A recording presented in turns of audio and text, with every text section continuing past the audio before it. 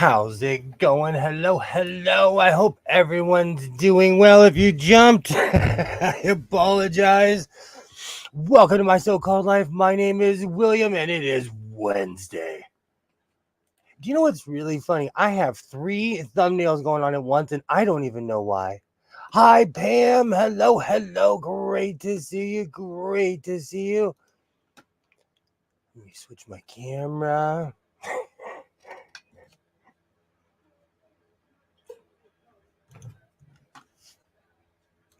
How's it going? My name is William. Welcome to my so-called life, and it is crazy as always. I've been running around doing as much as I can. I am the proverbial chicken with his head cut off. Welcome to the house of sewing. I hit the wrong button.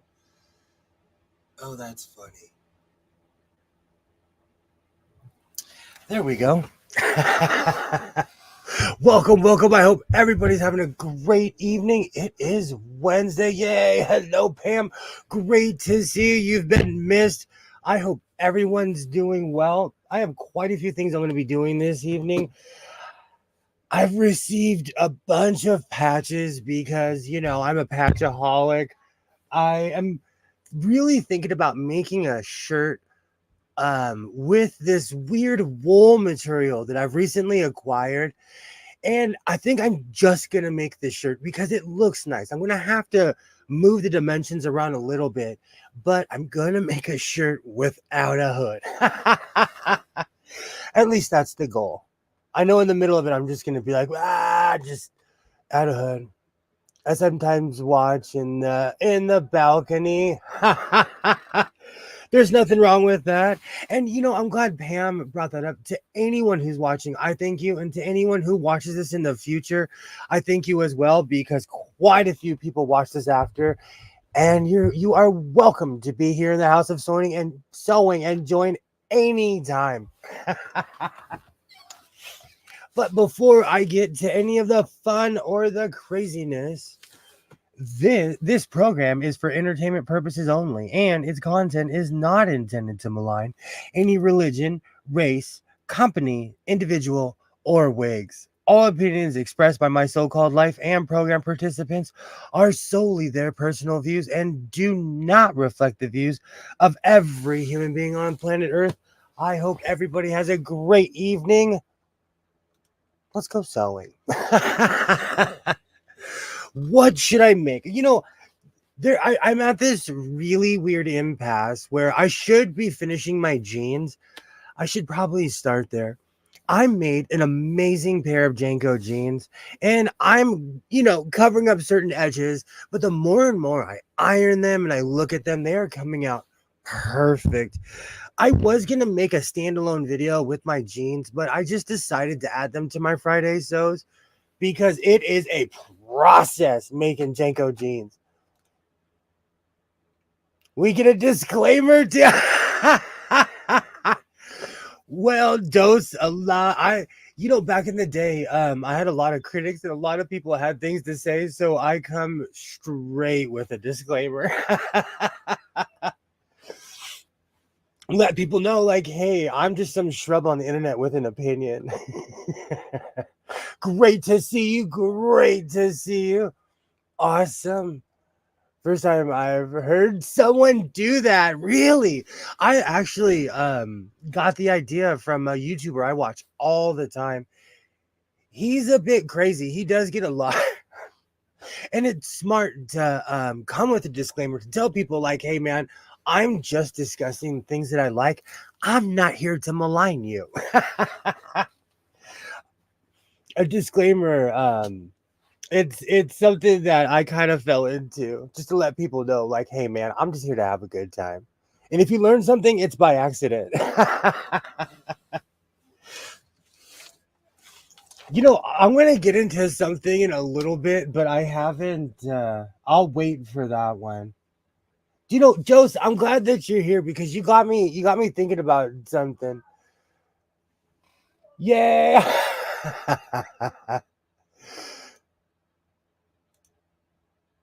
I need a patch that says that. I could hook you up. Yay, ironing FD.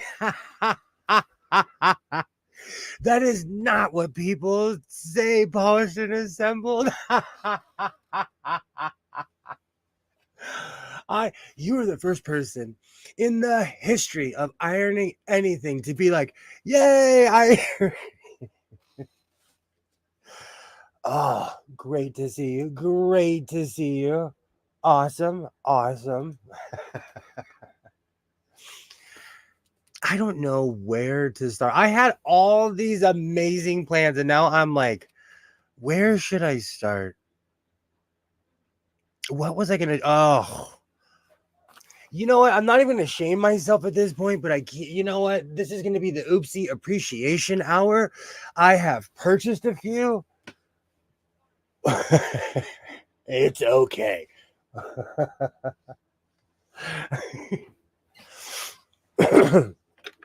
I've officially switched Walmarts because the Walmart by my house, I want to show a picture. I've been taking pictures because certain things are just absolutely crazy to me.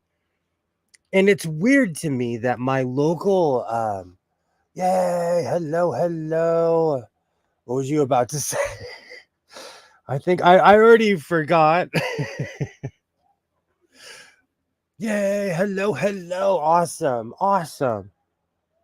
So I'm gonna put this picture on Twitter really quick. I'm gonna put it in the group because I want to share this.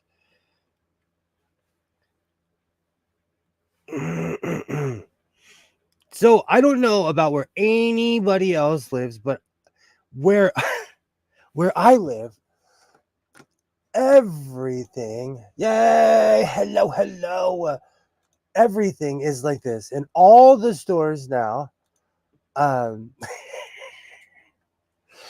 My local Walmart, and it's crazy because I go to a Walmart that's less than half a mile away, and it's completely open. So let me get in the messages real quick. You know what? And I'm probably not the only person on planet Earth that has experienced this, and I'm not saying that I am, but it's just my local everything in my local Walmart. Hey, hello. Why can't I click on that? Oh, yes. Oh, StreamYard is screaming at me for clicking off of that. Hello. Yay. Okay. So let me click over to this. Man, I am just a professional this evening. I am the definition of just being an absolute professional. Everything at my local Walmart is behind glass. Almost everything. Almost. But they don't have people to come and help you. And I know this is nothing but first world problems, but it's just weird to me, And I know I can't be the only person to experience this. But unless you're 6'5" and above, you're not getting Tide. Because they have a ton of Tide on the top. But everything at my local Walmart is behind bar. And I know there is bigger fish to fry on this planet. Here in the House of Sewing, I constantly bring up first world problems. I know. But wow. I'm not going to go into it too deep, but almost everything. And I like to smell good, and they have Palmer's cocoa butter behind bars. My eye drops, everything. And this is the only place in town where I can get a ton of stuff and it's affordable. So true. The Walmart oopsies are out for suckers like me to walk by and be like, I don't need this. This is 2 yards of something else I do not need. Yes. Excuse me. Pam is 100% correct. And the funny thing is, my new justification is that I make everything into a hood. So when I find the Walmart oopsies, I'm like, oh, I need that. I need that. And do you know what's sad? As someone who buys movies, I buy actual movies. Like I'd never seen Megan before, so I purchased the movie. Walmart and like a lot of retailers do not sell movies anymore because they're assuming that you're getting in them online. It's weird. At the CVS pharmacy, the pens are behind glass. Apparently, pens are weapons now. See, okay, I'm glad. I'm just glad to know that I'm not alone on that one. Walmart, yeah, you can buy all your stuff. Let me see your hands and check your pockets for real. And you know what? Northern California was the precedent for this. They're the ones who started all of this because they were hit hard. And I'm not going to sit up here and judge or even go into the politics behind it. I'm just talking about my experience of like Shaun of the Dead. I wandered in there and I'm like, when did this happen? Because a while ago I was griping about the face wash and all of that, but the entire store. I bought a lamp for my closet. I bought a lamp and it was behind glass. And now I'm a Karen, and now I'm an official Karen walking around like, excuse me, can you help me? I need 15 things that are behind glass. One of the Walmarts by me, they had fabric and accessories on sale. Oh man, I go crazy. I feel your pain. I go crazy. Thank you. Thank you. I go crazy when they have a sale. There's a bunch of Joann's going out of business, but the one by my house is still in business. And I'm sitting there like this, just waiting for that going out of business sale so I can go crazy on the patterns. I bought 6-ounce denim for $4 a yard. Wow. See, they wouldn't even sell that here at our local my Walmart. It's all fuzzy material and like that really weird stuff that should be on pool cup, like on pool chairs. Ah, crazy times. And I know, like I said earlier, there is bigger problems in the world than me griping about everything in my local Walmart being behind bars. But it's just weird to me because they've been doing it incrementally, and I don't notice because I really haven't gone to that store. And then I went to the ones by my house, and all of them are behind bars now. Absolutely, $4 a yard is a steal. Absolutely. Oh well, there is a Michaels by my house, but they don't have fabric. It's not what it used to be. The Michaels by my house is only about framing. Really, they sell the accessories. You can buy a sewing machine there, but they now cater to the cricket world. It's one thing I have not purchased, and I know it's shocking. I know it's shocking to some people of everything that's in this room. I have not purchased a cricket. I weirdly watch videos about people who own crickets, and I'm like, do I want to get into that world? It's like quilting. I made a quilt, but like I know people who their entire channel is based on quilting, and it's intimidating. It's intimidating. I wish the Michaels was what it used to be because the Michaels by my house was better than Walmart. But now their prices are higher. It's crazy. So I bought what was I do that. I do that. If you ever go to so I bought what was left of 5 yards. If you go to a store and you see an empty aisle of something, you're like, who is the crazy person that purchased all of this? It's me. It's me. Cricket is a whole new drug. I seriously, I fall down these rabbit holes, but I know myself, so I'm like, don't buy one. Which, let me see if I still have the picture. I'm still kind of in all of that, and yes, I do randomly walk around taking pictures of stuff.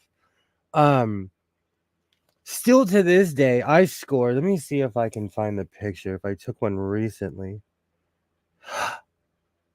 You know what? I want to talk about something else. I'm going to put that in the group. I completely forgot about this. I wanted to talk about this last week. Um, before I go off about crickets. And if you have a cricket, please let me know. Is it something worth investing in? Should I get into it? Or is it just another money pit? Because there are certain habits that are just it's just a boat. It might as well be a boat, you know? Okay, so let me send this picture really quick. So there's another thing that I've been noticing lately, and I want to know if anybody has these in their town. Okay, good. It sent the picture. I've been seeing these all around, and I recently saw one in a Joann's parking lot, but there was a ton of people around, so I didn't want to take a picture because I didn't want people to think that I was trying to take a picture of them. But I saw one in the valley, and I want to know, has anybody, let me share this. I see these things everywhere now. I bought a cricket with a case and lots of cartridges. $50. The case was worth that by itself.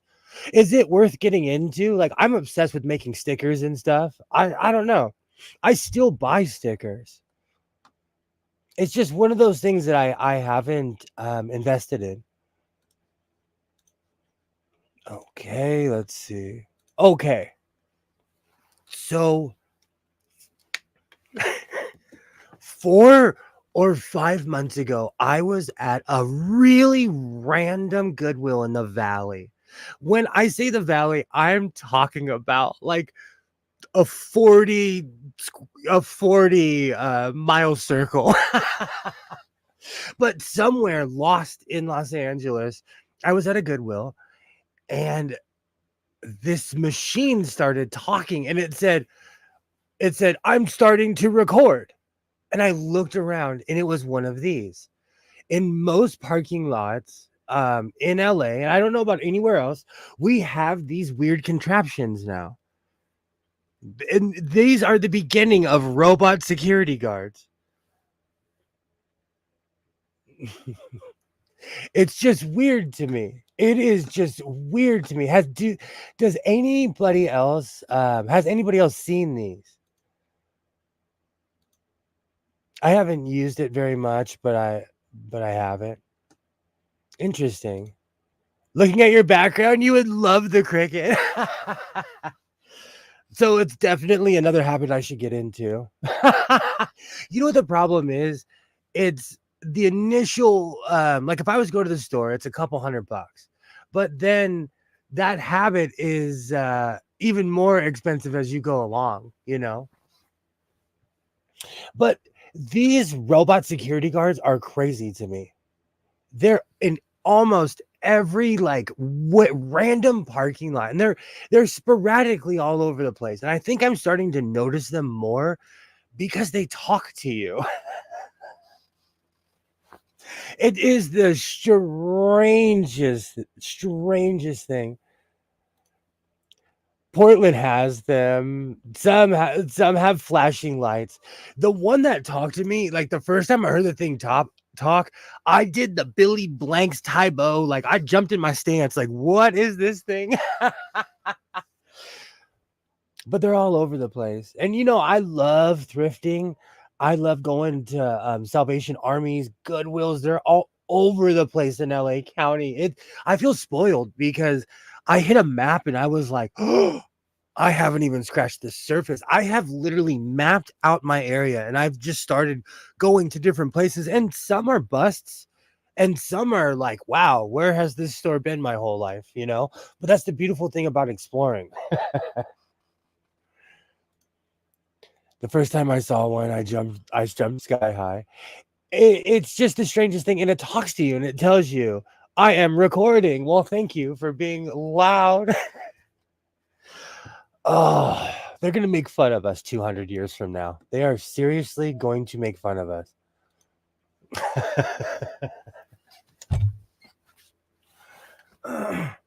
So I've been seeing this thing, and keep in mind, I live in a cave. I watch out. I live in a cave, okay?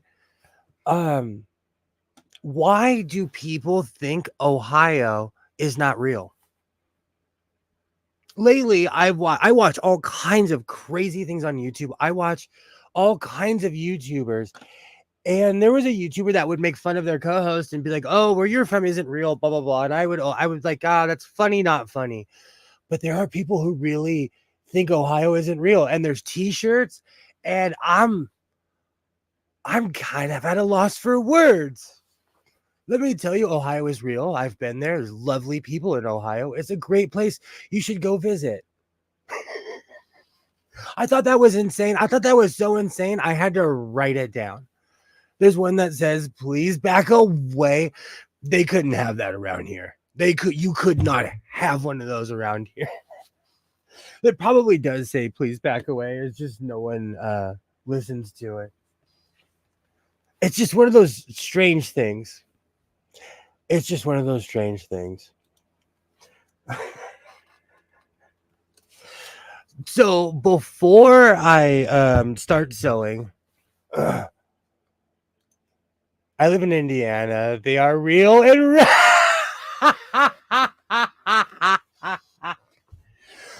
so a lot of my experience is driving through. So I have no dog in the fight. Most people I've met from Ohio are upstanding Americans. But I just thought it was weird that people like, there's the whole Australia thing. Oh man, I feel like we need to bring cursive back in schools and all kinds of things because people have lost their brains. People have officially lost their brains.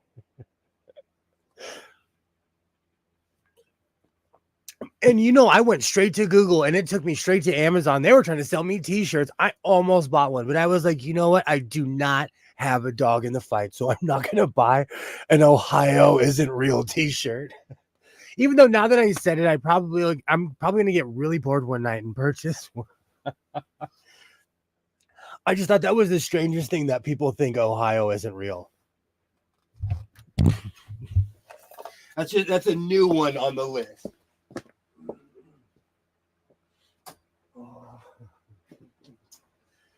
All right.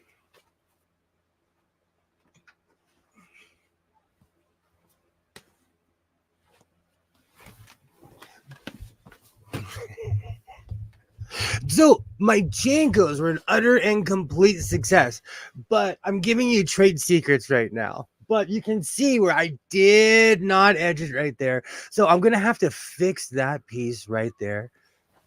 And I figured that would be the first thing I do, that I try to fix. But there's all kinds of sewing that I need to do this evening because I want to have a few things ready for my Friday sews video.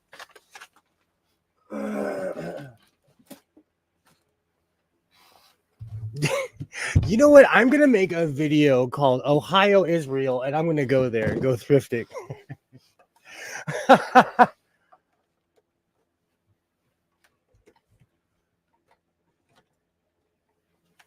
All right. I didn't know how these were going to turn out. I didn't know if they were going to be bell bottoms, what they were going to turn out to be, but they turned out perfect. I love how my Jankos came out. I'm probably tonight in a little bit I'm gonna make a t-shirt out of this. Not a t-shirt. I'm gonna make an open end shirt because this material is amazing.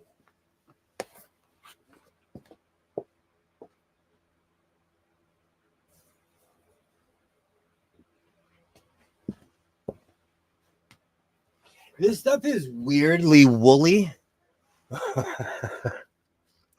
But this is definitely grandma's drapes. The funny thing is, I ripped down this weird awning that my grandmother had in her house. She made all her drapes. She had this weird green and orange pattern that almost matched this.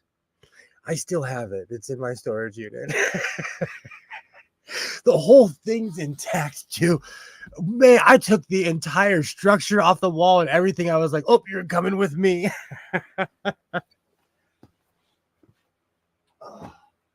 But I am definitely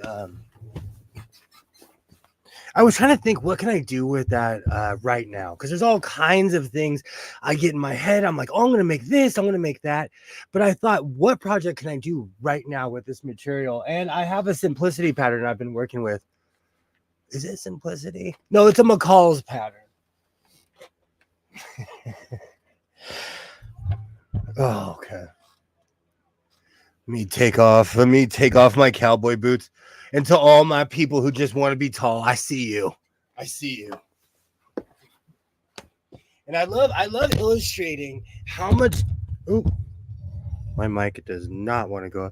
I love illustrating how much taller my boots make me. This is me with my boots on. That's me with my boots off.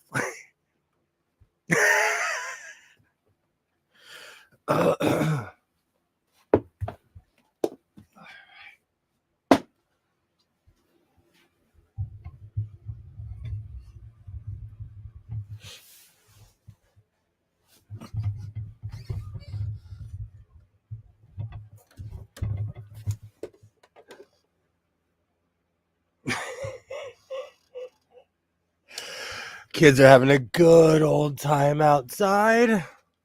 Good for them.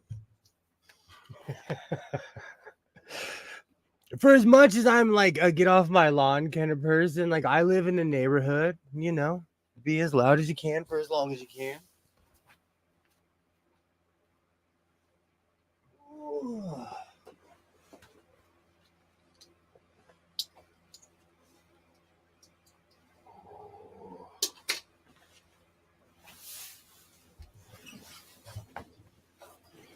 Ironing really helped me out with these pants. There was definitely the difference between them looking. You know, I always am reluctant to talk about how much of a pirate I am as far as sewing, but I am willing to admit that ironing is the difference between your clothes looking homemade and professional and having a serger. But people used to exclusively say that about having a serger. My mom used to sew a lot when I was young. One of the things I remember is an ET costume she made for me for Halloween. Kids were laughing at first, but soon saw how cool it was. I just told my age. Hey, man, you are in the right place, Dose. You are in the right place. That's awesome. That's awesome.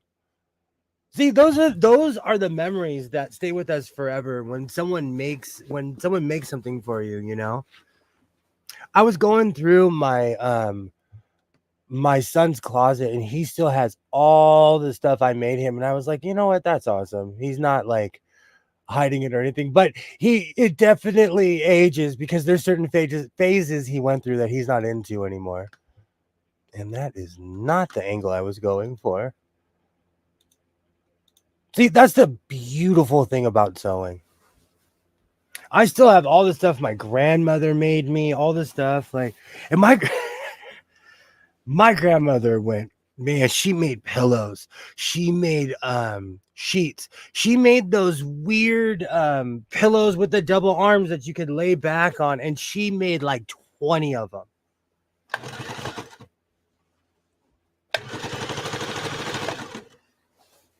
Right, let me line that up. Perfect.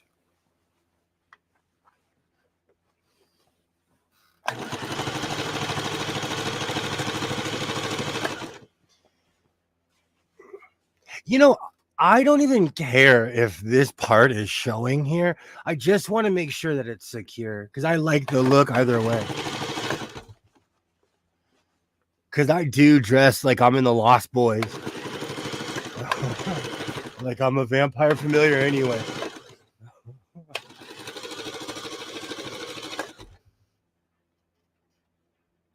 All right. You know what? I'm going to go a little bit more.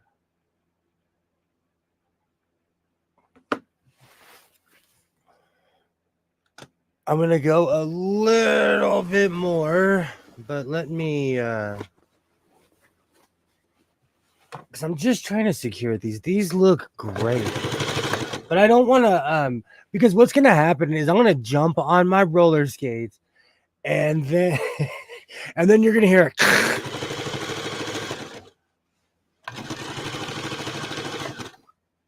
Okay, perfect. I'm definitely going to check the other side, but that's like the biggest one that I could see.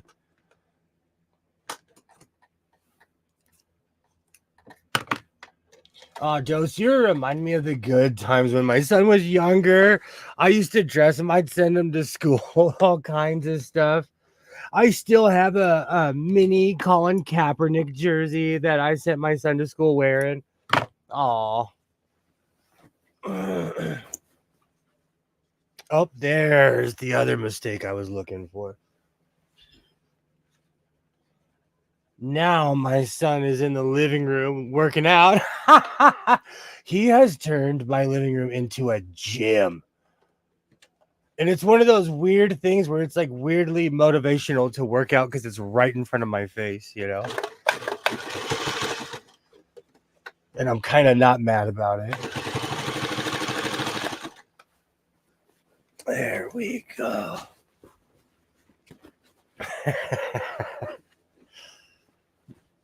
You know, a lot of these burst seams are from when I was dancing around and rolling around in my rollerblades. Because I was really testing these out. Did I have contact on that? Yikes. And it's really easy to miss the edge on this. So you really have to pay attention.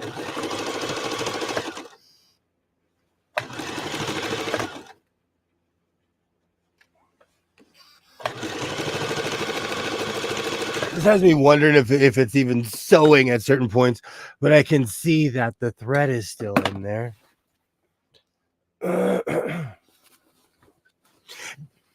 Dose, if you're still there, do you work third shift? Because I work like fourth shift. That's why I'm such an insomniac. Okay, let me check the. Oh, is that a? Actually, I like the way that looks. And I did hand sew all of that.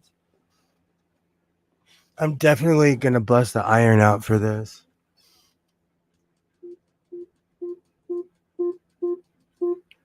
Alexa, what's the temperature right now? Right now, it's 71 degrees Fahrenheit. No wonder I'm sweating. It is 71 degrees here in the house of sewing. That's summer. I'm calling it. I'm calling it. I got to start planting. I think tomorrow I'm going to go in the backyard and start manicuring my backyard and getting it ready. But of course, it's 71 right now, right? It's supposed to start raining on the weekend. So the weather, it doesn't even know what it's doing right now. And I did not make contact with that. That is weird.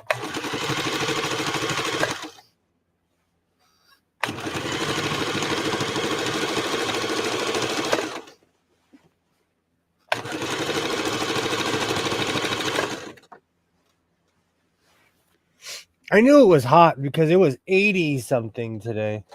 So I knew it had to still be 70 in the 70s.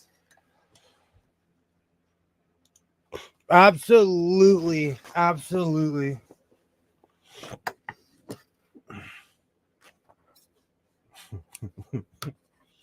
I knew it was going to be some crazy temperature right now because it is hot in here.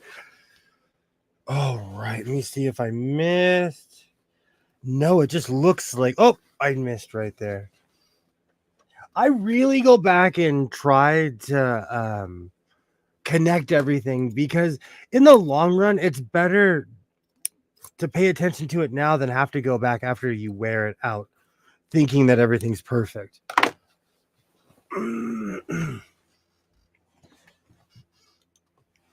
I hope everybody's well. I'm finishing up these jeans. I have a ton of sewing this evening. I may or may not get to the shirt. I have really overambitious dreams when it comes to sewing because I have the ability, but then I'm like, yeah, I can do this task that takes 4 or 5 hours. And I have condensed certain things. But this is one of the problems with not paying attention.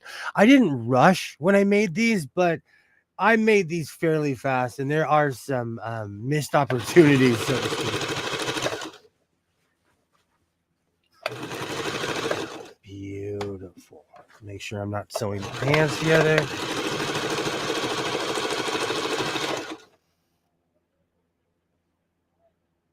Perfect.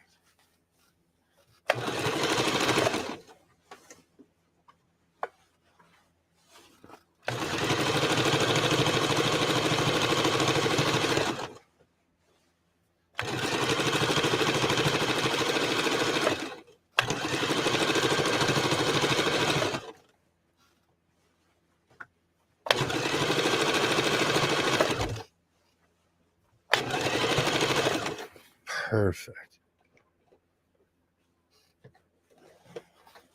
Okay.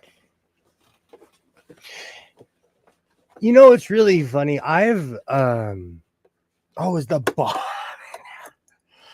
I wonder where that did or did not sew. I'm gonna wind a few bobbins. I'm sure I know I have a bunch of half wound ones. I think this is the bobbin that doesn't. There's one bobbin I should just throw in the trash because it doesn't fit. And every time I wind it and then I forget, and I think this is it. Oh, poor guy, you're about to get chucked. Oh, it is. How can you be a bobbin and not go in a circle, huh?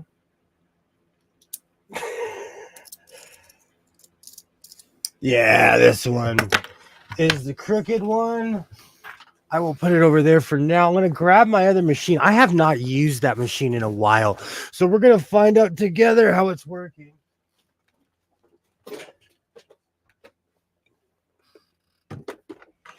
All right. It's been so long since I've used this. There is dust on this thing.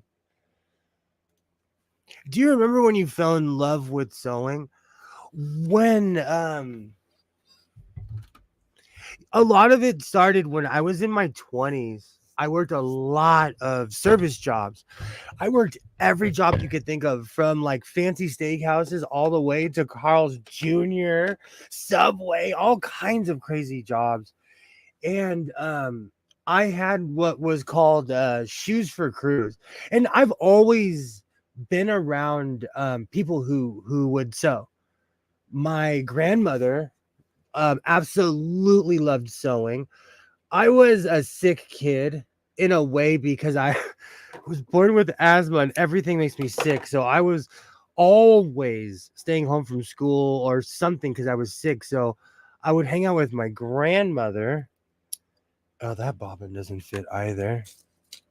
And her passion was sewing. So I learned from my grandmother. But my dad was this smoky, real Vietnam vet pirate. But he loved sewing. So it was never like, oh, this is a man thing or this is a woman thing. It was like, hey, if you need to patch your clothes, this is a life skill. And I really didn't even realize how much I would sew until somebody pointed out the fact that I should put out all of my stuff on Instagram. And it dawned on me of how much, I'm an actual sewer.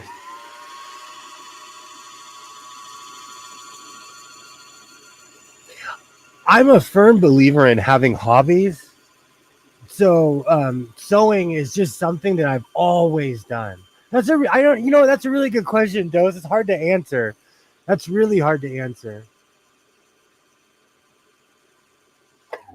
It's something that I absolutely love to do, but I also love being a self-sufficient person. So I'm into AC/DC motors. I'm into all kinds of things.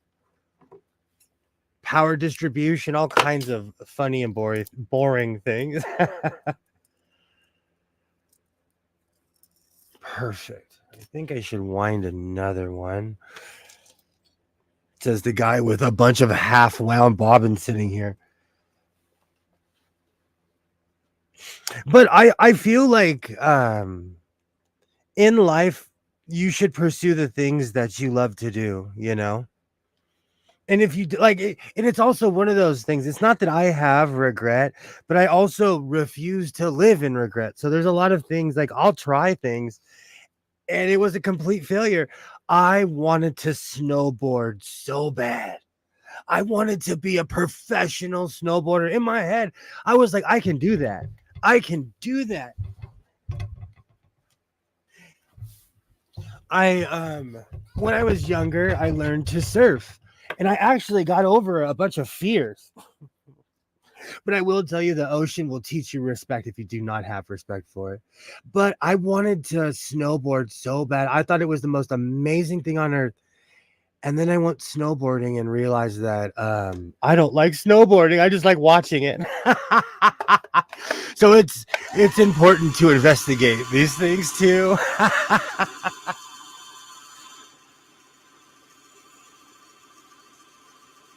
And the ocean is, I don't know. I'm just not a snowboarder. I'm not a cold weather kind of person, I guess. Inappropriate thumb. I think it's from watching the X Games too much. And I wanted to be a snowboarder so bad. And then I went out there and was like, oh no, this is not the sport for me.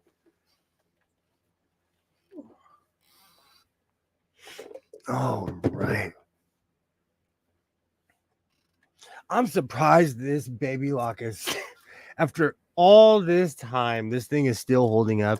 I need to look and see when I bought this. I guarantee you I made a video about it because I made a video about, I need to look and see how many sewing machine videos I've made.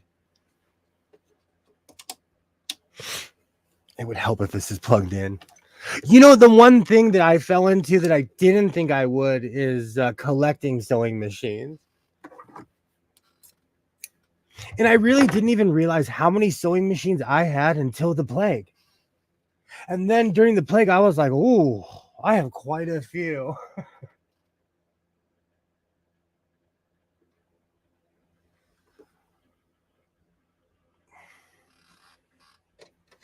Perfect. Turn that over. Hey, Alibaba, how's it going? They do grow like tribbles. That is going to be that is such a great idea for a video. The trouble with sewing machines. Oh, I have to write that down. I have to write that down. That's a great idea for a video. I definitely, that's hilarious. How's it going, Alibaba? Great to see you. Great to see you. They do. So, absolutely. The trouble with sewing machines. My so-called life.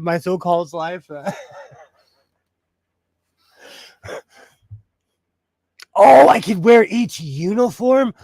This is definitely a video in the working.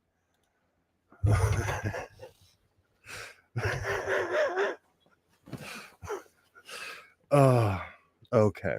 So before I get too far ahead of myself, because that's an amazing idea for a video. Great to see you. Great to see you, Alibaba. It is currently, since we're constantly talking about the weather, it is currently 70 something degrees here. Oh, man.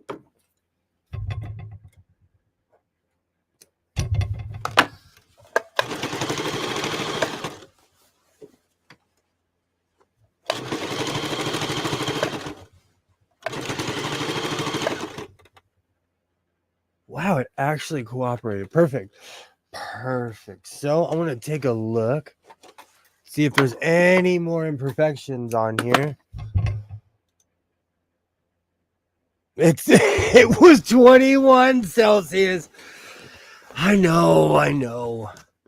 Is that why property value is so high here? Because you can get a tan during the what's considered the rest of the winter everywhere else. All right. So I'm gonna put those on a hanger. 69. That's not bad. That's not bad. All right, let me switch my camera. I'm sweating because it's hot in here.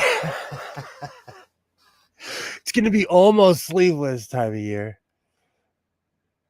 So you are the same as Canada. You know them. You know Americans. You know Americans. We have been done a disservice, and we can only read freedom units. You know we have been done a disservice. Not all of us, but I'm not used to the heat. You know what the sad thing is? I go back and forth. I kind of prefer the heat. I don't know. I'm weird like that. I love the hot weather. I have my fans ready. All right. So should I start on my other shirt? Yeah, I should. I'm gonna hang this up and start on my other shirt. There we go. You know, I've really been cleaning in here and giving myself more and more room. But then what happens is I end up adding more and more things in here. So the more room I gain, and I'm thinking about bringing my banjo back in here. Hello. Hello, hello. I'm glad you arrived. I need some water. Ah, all right. Glad I could help. My mom just left. I picked up some food. I'm ready for an evening with online friends. How's it going?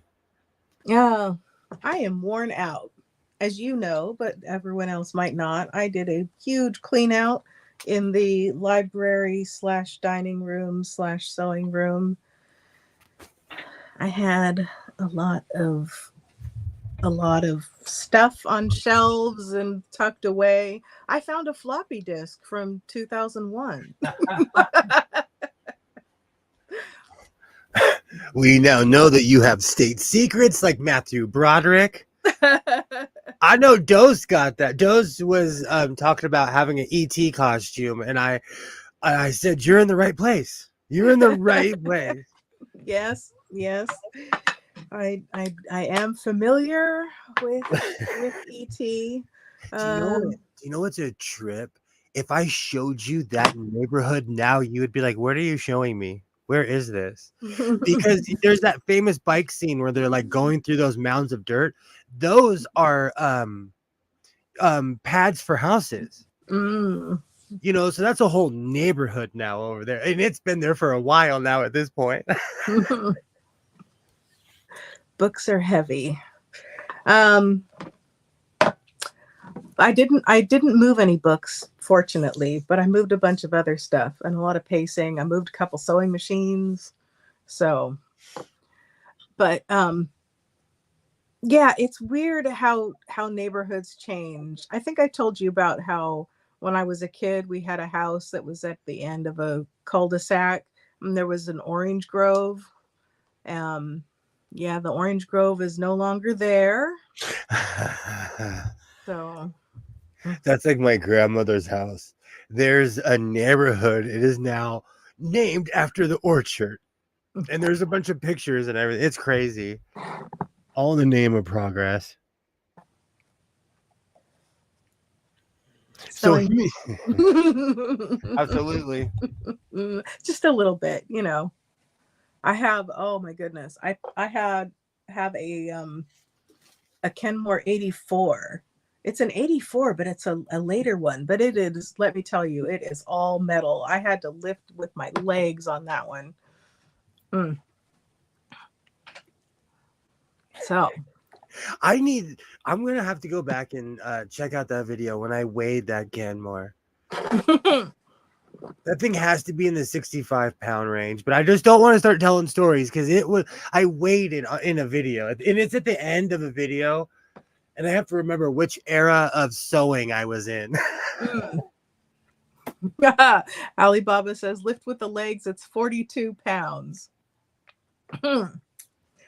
Yeah, it's, and so that you don't break another scale, be sure to weigh yourself and then pick up the machine and then weigh yourself again, because the last time you put a machine on the scale, you had to get a new scale. Well, that scale was on its way out. That's why I put that. The glass couldn't hang. But then I thought about it. If it couldn't hang with a 60-something pound sewing machine, how is it going to hang with me standing on it, you know? And the last time I was 60-something pounds, I was this tall, you know? So how is everybody doing? Who all is here tonight? I was kind of lurking in the chat, but I didn't want to get sidetracked. I think I saw Pam earlier, and Nightmare Baby, and Dosukoi, Alibaba.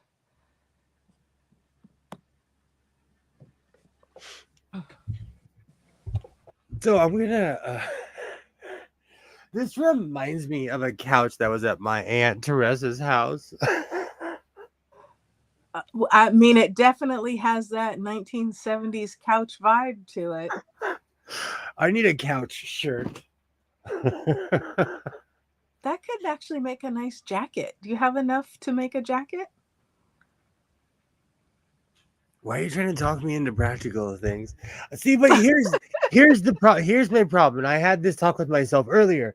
This is one of a kind. I bought this at a place with all those weird drapes. You know, so I might be able to get some more next week and get lucky. Who knows? But these places rarely do repeats unless it's that weird drape with the bubbles. That was in every standard hotel, like in America. You know, and when I say standard, I mean like the actual standard hotel.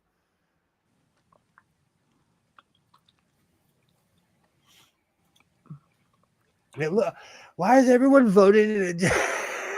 Because it would be such a nice jacket. It says jacket in the grid somewhere. I'm sure if you look really closely, it'll be jacket. I'm trying to reduce all of my fabric, says the person who's sincerely thinking about going to downtown this weekend. The funny thing is, like, I really don't have space, but I could make space for fabric. When it comes to buying a new table sewing machine, I have to be a grown-up and stop myself. Watch in 3 days, I'm going to be sitting here. Like, an excuse. You did mention that industrial you saw. Jim Baker. What is that? I have sinned. I have another idea for that fabric. You could make some trousers. I'm constantly on the look for crazy old school pants like that. Do you know you really don't see grandpa's clothes anymore in the thrift store? You know, old Hattie and like Grandpa Bill, they don't exist anymore. That whole era has disappeared because I'm constantly looking for plaid jackets. But when I see them, they're never in my size because apparently everyone that size was 142 pounds. Oh, goodness. And like, it's always in some small size. Remember, if you see Modelo Man, thank you. I need to cut a swash. Thank you, Alibaba, for reminding me. I need to cut a swash of that right now. Good call. One of the real reasons I'm going to go down there is because it's going to be raining this weekend. This is true. Why does it rain on the one day I have freedom? Because Sunday. Oh, sorry. Go ahead.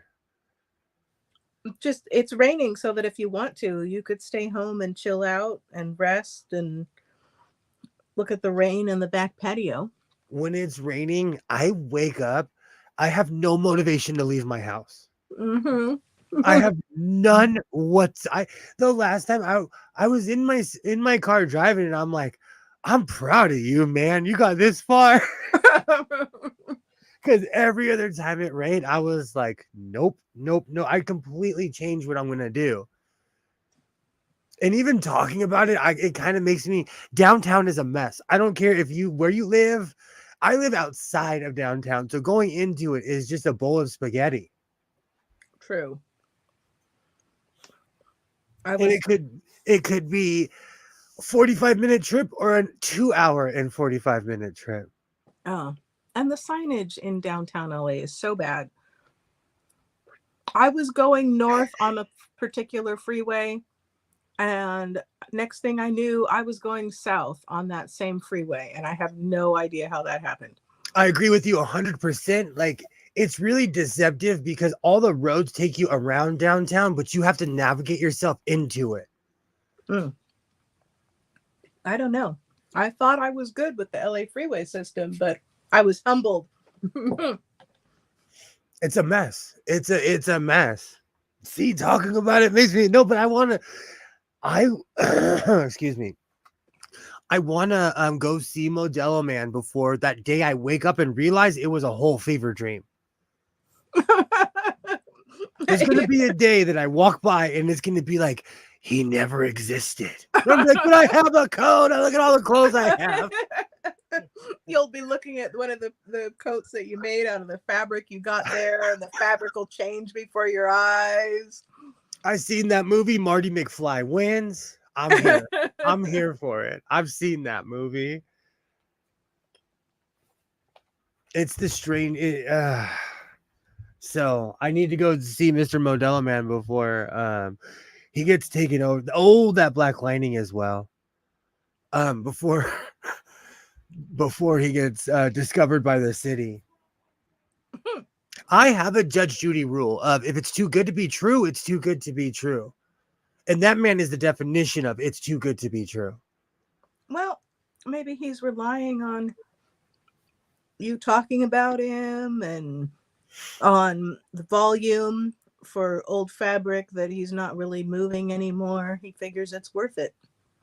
His store was almost empty and I was like feeling sorry for him. I even gave him a heavy tip. But let's be real. He sells me like 150 yards of fabric for like 30 or 40 bucks.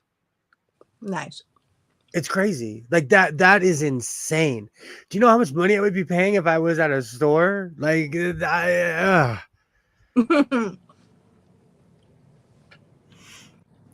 sounds like it's the last spot before the dump. I debate about that though, but like the Santee Alley fabric, okay, I will give you that is straight from 1991. That is like straight from 1991. Some of it was so old, it had sun damage from where it just sat in the window for years. See, Mr. Modelo Man sounds like a national treasure. Absolutely. We need to protect Modelo Man at all costs. you're doing him a favor. Absolutely. And all of downtown, all the places they see, downtown learned from Hollywood because Hollywood, and you know, I thought it was a fluke until one day I just did a rando drive down Hollywood Boulevard and it's real. There's 175 TikToks being filmed. It's like you're in a Black Mirror episode. It's the craziest thing on earth. That's hilarious. But in downtown, they're like, we don't play that around here. You cannot record like that around here. So there are signs everywhere. Do not record me. Please do not record me. Please do not. Like, I was standing on the street corner recording and I like people were walking out giving me dirty looks. Well, but Modelo Man allows me to record and I ask him 1,000 times. Every time I go there, I ask him again. Like I haven't asked him 1,000 times, you know? well, he probably appreciates that too. I'm really weary about the recording laws. And I don't even like each state has different laws. So I'm hardcore on privacy. Like maybe, you know, maybe he saved a village in Guadalajara and doesn't want to be known and he moved here because he doesn't want the notoriety anymore. Maybe he's really a geologist and he stopped the volcano and saved a village. Now he's laying low on his wealth from the diamonds he found. That's another thing. You know what? It was Kilroy who got me thinking that place is a front. He is, in a way, he is a clearance center, but his prices are still high. Like I watched him sell like 9 or 10 bags at $80 each to somebody. Mm-hmm. That seems like a lot. Yeah, But, depends on what's in there. they were willing to take a chance. Like, I'm not, because when I asked him how much for a bag, he like did a backflip and was like, "My friend, I'll give you a deal," and blah blah blah blah. And I'm like, "What's in it?" And he's like, "My friend," and he did another backflip. He's like, "I'll give you a deal." So his details were, and I don't want to buy something that's fake silk. I like, if I'm gonna buy something that's silk, I want it to be silk. You know. Yeah. It for sure depends on what is in the bag. Like you know what spoiled me was the denim clearance house in Hollywood. I talk about it all the time, in real Hollywood, like actual business, industrial Hollywood. There's a business that sells denim by the bale, and it's $2 a pound at a certain point, because it's cheap, because all they have is denim, you know. They're Wow. honest with their prices, is what I'm saying. Or those Goodwills where you get whatever you want and it's by the pound. Those places are intimidating, though. Have you ever been to a bin Goodwill? Oh my goodness. I walked in, I didn't last 5 minutes. I went in once and I kind of almost did the same thing, but then I came back with hands, and I was like, "All right, let's stand back to back." And when I jump in this bin, you hold my feet. Oh my goodness. I figured whatever was in that bin, I couldn't think of anything that would be in the bin and would be worth it to me. The PTSD of of the search. It's intimidating. Like, there's been a few times where I've like felt punked by a 70 or 80-year-old woman. And a couple of them have been at the Goodwill bin.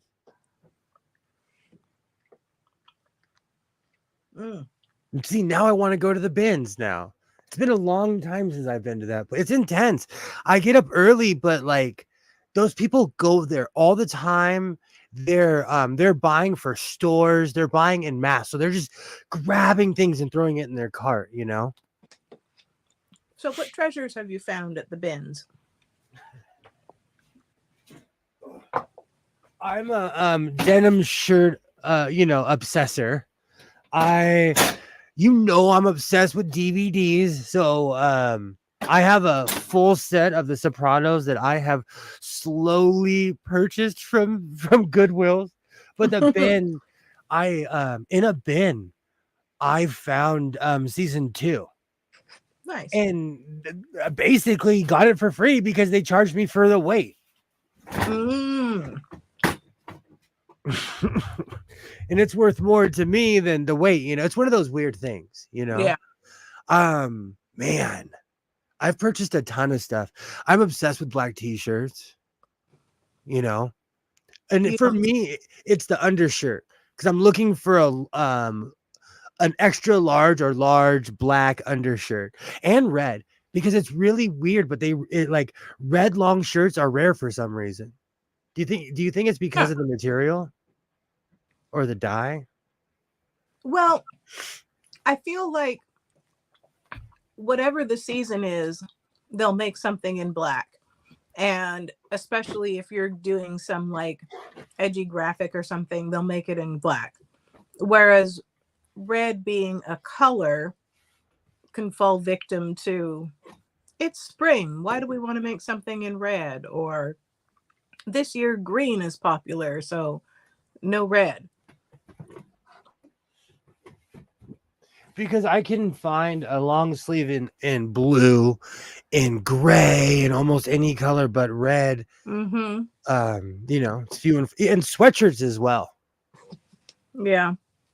And then also, if they're trying to think of quote unquote man colors, it's if they have like maybe a black one and a white one, and then like, oh, we should do a colored one. I know, it's for men, we'll do blue. So red sells around here. I really didn't even get in. Like I said this a while ago. I only wear blue. I only wore blue, black, and gray. And I asked myself why one day, and I really didn't have an answer. You're falling into the man stereotype. I say jokingly because I know your love of color. Well, it's more of a recent acceptance because Yeah. I'm of the age where I don't care what people think about me. So I do all kinds of goofy stuff because I'm okay with myself. You know. More men should be. There used to be men used to wear color. I don't know what happened. Oh, I know what happened. Nirvana happened. Even before that with Faith No More, Patton would always wear shorts with a long sleeve shirt. I remember I copied his outfit with the Street Vision wear shirt and everything. And I'll never forget, my mom was like, I hate your combination of long sleeves and shorts. My mom feels the same way. She When she'll thinks see it's the, someone, she'll be like, if it's cold enough for long sleeves, why are they wearing shorts? I still rock that combo to this day. Even especially in the construction world, like you have to wear long sleeves for a lot of things. Actually, Cal State OSHA, it's like this weird unspoken law where in certain jobs you have to be wearing long sleeves no matter what. Imagine if you're a welder and it's already hot, you're working with a flame and you have to wear long sleeves. It's torture, you know. Well, on the upside, at least, it'll help prevent skin cancer. Gray is my favorite color. So many different shades. I really like gray, like a nice, Same. like charcoal. And that's one thing. For me, it's I always wore blue, black, and gray, and there's a bunch of other things that look good with my skin tone, and I had just had to accept that. Mm-hmm. And let's be real, like I was there during the cross colors era. I talk about this all the time. I was so mad when Bruno Mars started rocking that cross colors jacket. I was like, wait a minute, I rocked that the first time. It's both, Dose. It's both. The EY was a British spelling, but we've adopted it here. I think I have enough to make a coat out of this. It's going to be a proper Mimi G size coat, though. I can't go any bigger. But I think I have enough to make a long coat with this. Oh, I was thinking of like a jacket. But I'm a trench. I'm a trench guy. Yeah. I'm a trench. Yeah. I don't even know why. Do you think it's because I obsessively watched the Warren Beatty Dick Tracy movie? I mean, maybe. I don't know. Influences come from everywhere. That is still, and a show called Briscoe County Jr. Oh, it was a cowboy movie, and they just wore dusters. The entire show was just them wearing dusters with their hats.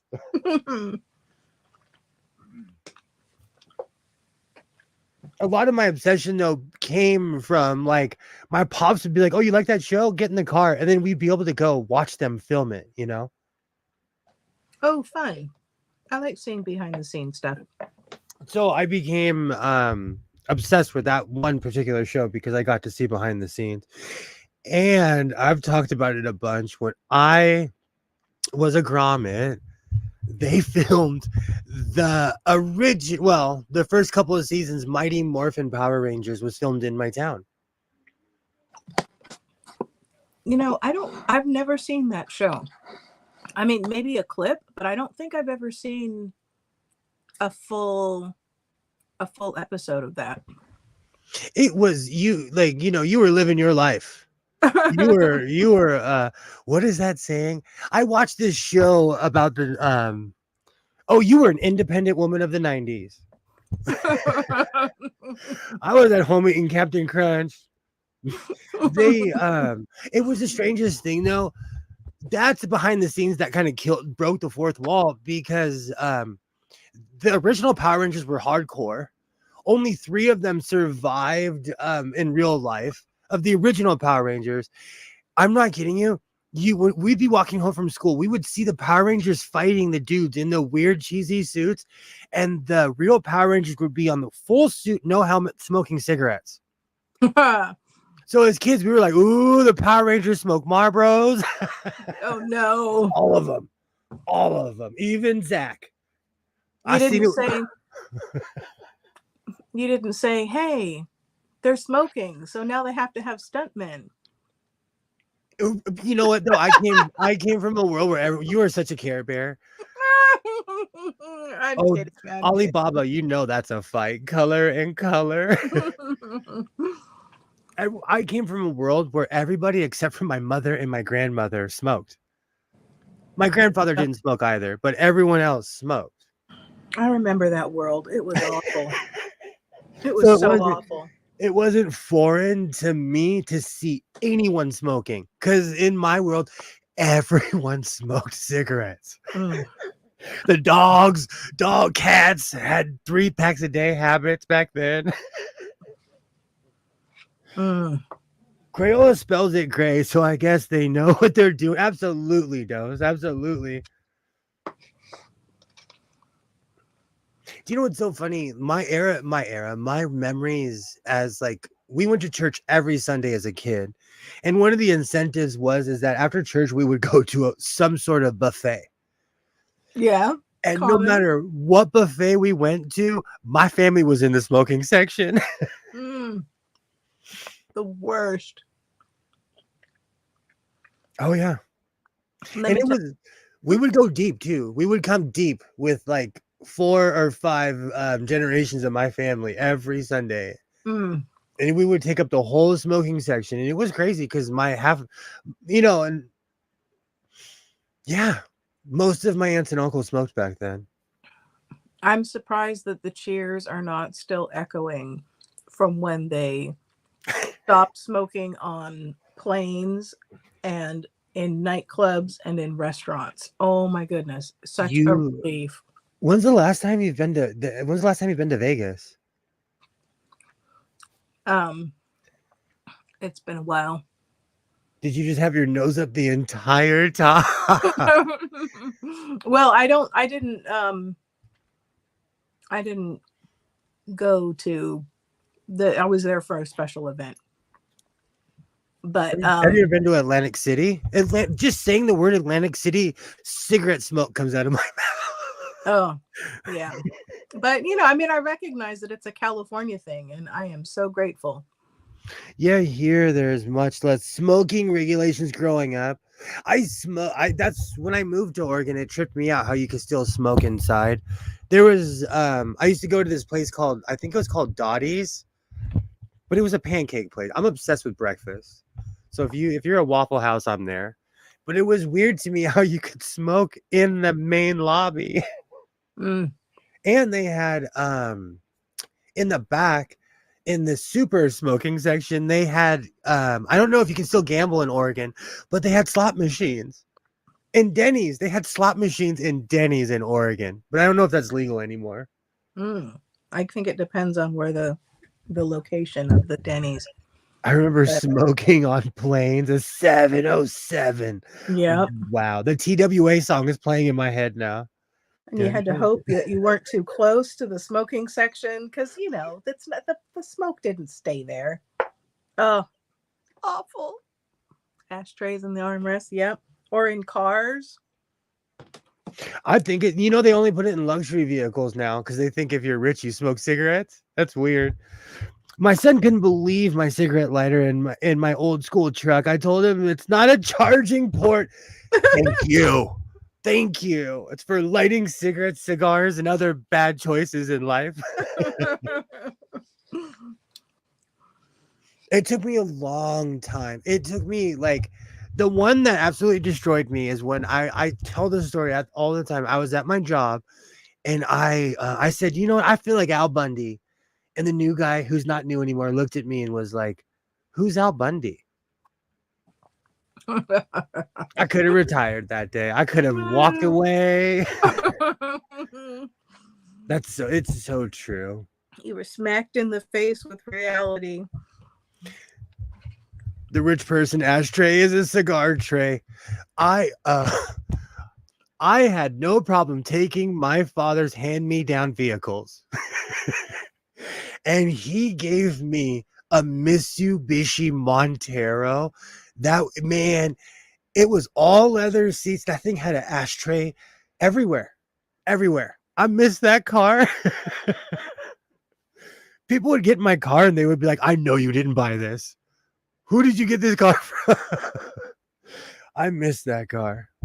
My ashtray would hold a little bit of change, some tweezers, nail clippers. There's slot machines and Sherry's here in Portland. Like, there's slots. My favorite is the Dancing Dolphin. That's how they get you. Who is Al Bundy? Yikes. Exactly. And everybody else was laughing at me when he said it because everybody, I am the second to youngest person at my job. Now that I think about it, I always say I'm the youngest, but there's someone younger than me. I forgot about that. I lived in Portland for a while. Oregon was a different planet compared to California when I got there. Oregon has beautiful scenery. I like all the like forests and I wonder if I have enough though. We need to do some measuring because I've learned to actually measure what I'm going to do before I make life choices. what a concept. They have slots in Illinois in every gas station here. Wow. Oof. I would be that fool you see at the AMP. Do you have AMPMs? I'd be at the gas station like oh, that's funny. That's Vegas style, man. You get off the plane, there are slot machines waiting for you. Same, Alibaba, same. That's a huge wow. America is no joke. Like, America does not joke around. Yep, I'm a big tree enthusiast, and Portland has the best. Absolutely. Absolutely. I'm biased towards the Pacific Northwest because I lived there.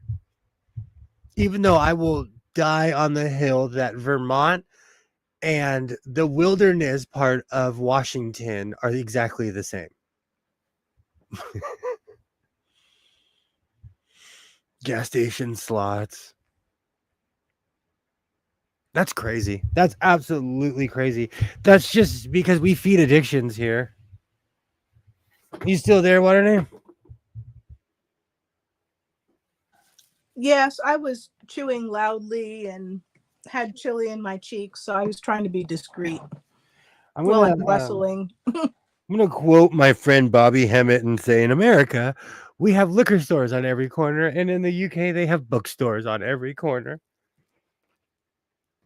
Well, I don't know about all that. Yeah, but I used to oh, I can tell hockey's over because Rogue One is on. I used to have at least 4 or 5 bookstores in my town. There are 0 now, including Borders was shut down. I have to go to another town to go to a bookstore. Well, Barnes and Noble killed the independent bookstore, and now Amazon is killing Barnes and Noble. You know, Borders went out. It's we have problems. So Indiana parties, huh? Indiana is the total opposite of Illinois. We have more casinos. That's good to know. You know what though? I talk about that all the time because Illinois has similar laws to California. Do they? Yeah, very similar. I was considering going to college in Illinois, but I wasn't sure if I'd be able to handle the weather. There's somebody who sold me to move there, and the only reason I'm not there right now is because of the weather, says the guy with the bad wrist.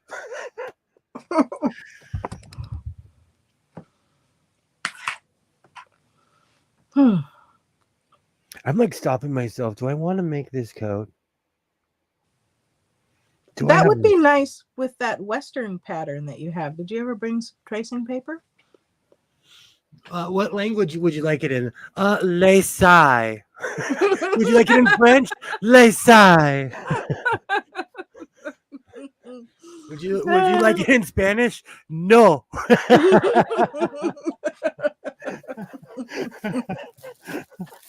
I'm gonna sit on this for a minute because this is material I'm trying not to play with, and I've made how many Mimi G R11407 coats? Do you have a pattern for trousers that you like? Not one that I've meant. No, because let's sit down and discuss that. Why? Oh, why do they make? Do they make even patterns for people like? They know I have hips too, right? I exist, you know. Well, you might need to make the next size up and then grade it down to the next size down in the waist or something. Oh, I can sew the patches on my inappropriate coat. So inappropriate, I may not even show it on stream. Oh my. So, can you are you good for a second? I'm desperate for a cup of coffee. Yeah. All right. I'll I'll be lurking in the chat, so you know, I got my eye on you. I'm trying to show you my eyes on you, but the screen isn't cooperating. Okay. How can I look stern? you're roboting. Oh no. Word it again. All right, I'll be right back. All right. Let me switch my angle. Man, it is hot. I am not going to be ready for summer. I'm already. You know what's so funny? Every year I'm like, I'm over winter. I'm over it. I'm tired of winter. And then summer starts hitting. I'm like, oh, I'm over that too. I Yay. tell you, that front ultra wide camera is a crime against humanity. Either that or it was designed by a man who likes buxom ladies or something. Do you make other things besides clothes? Is my totem pole in here? I'm really into woodworking. I've made quite a few totem poles. I'm into all kinds of things. I've had access to a shop for years and years now, and so I have a wide open space to make things in it. I fall in love with certain things. Sewing is like my number one love, but I work in the construction field, so there's a lot of things that a lot of fun things to play around with. Matter of fact, let me see.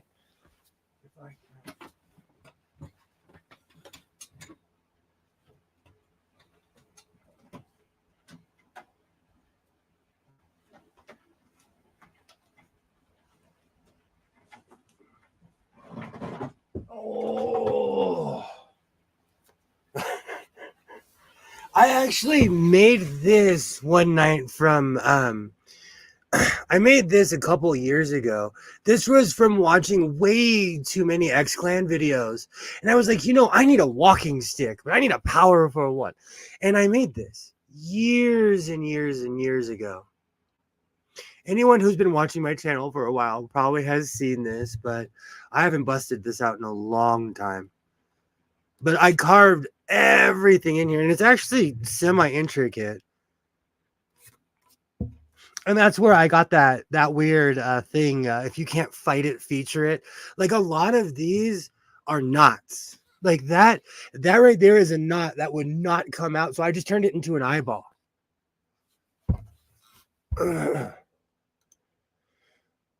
Oh, I do wood. That awesome. Awesome. Do you know there's someone I actually watch on YouTube that does a ton of wood burning? That's something that I would love to get into. Thank you. Thank you. I have in my backyard. Let me see if I have a picture of it. there's a weird legality about cutting oak trees in California, at least where I live. And we had this massive, massive fire rip through in '07. And so a bunch of trees got what's called red tagged. Man, I came through with my chainsaw. I was like, thank you, thank you. I made an Olmec head, but I have to see if I can find it. Thank you, Polish and Assemble. Thank you. I made a giant Olmec head out of a 300-pound limb.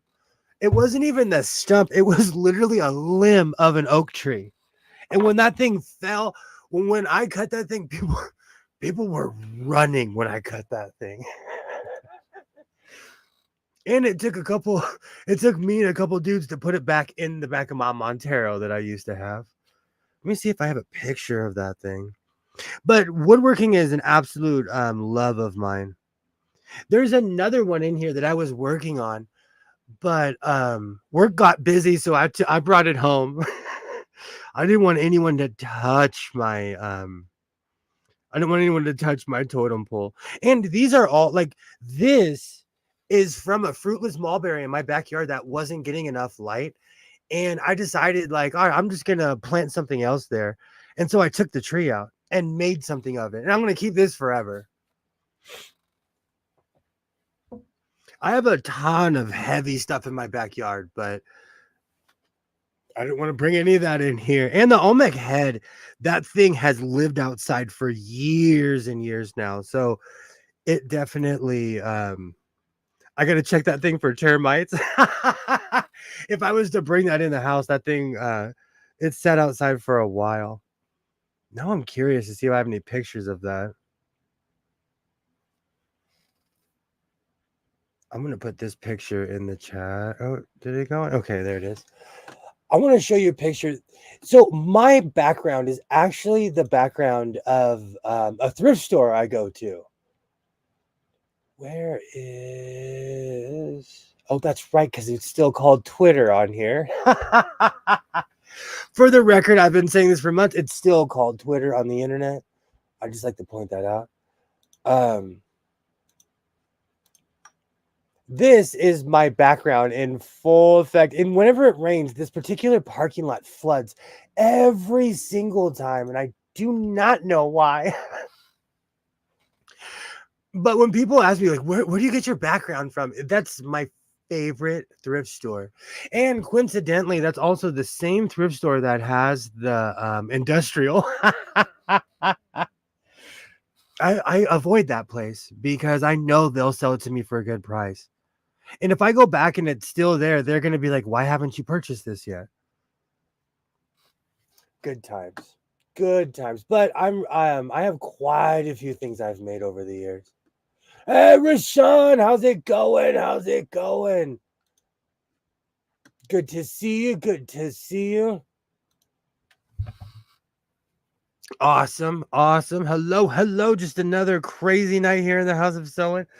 Dose has got me showing off my woodworking. It's been a while since I busted this out. I'm obsessed with MTV, like old school MTV music videos, because when I was a kid, that was the era of 120 minutes of Yo MTV raps. Every single group was different. Every single group had a different flair. And I watched way too many X-Clan videos, so I had to make myself a staff. Awesome, awesome. Rainy day discount on the industrial. Man, I wish. You know what the sad thing is, though? I know that she will give me a discount. I know the manager. We've we've known each other for over 10 years now. She calls me when they have certain sewing machines. That's how I know she'll give me a good price for that. But like I said, I have no room in here for an industrial. Awesome. Good to see you. Good to see you.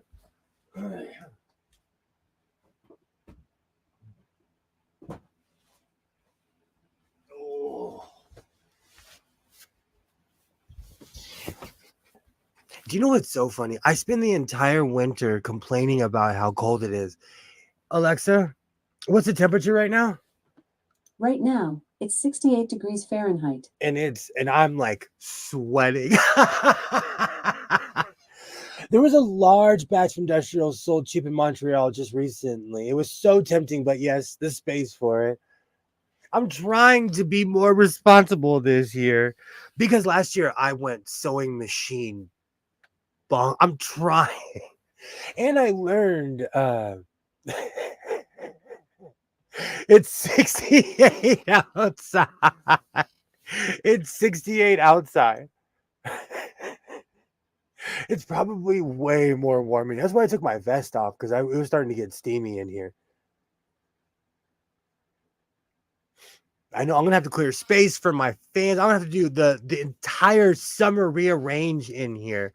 I because I'm old school. I have a ton of fans, and with the invention of those wannabe Dyson Tower fans, man, you know those Dyson fans are expensive. I get the Amazon knockoffs cheap, and I have quite a few, so I'm ready. I'm prepared this year. I'm kind of glad that I stopped myself from making that because this is extremely unique material. I should almost finish the project from last week. Let me see if I can find that.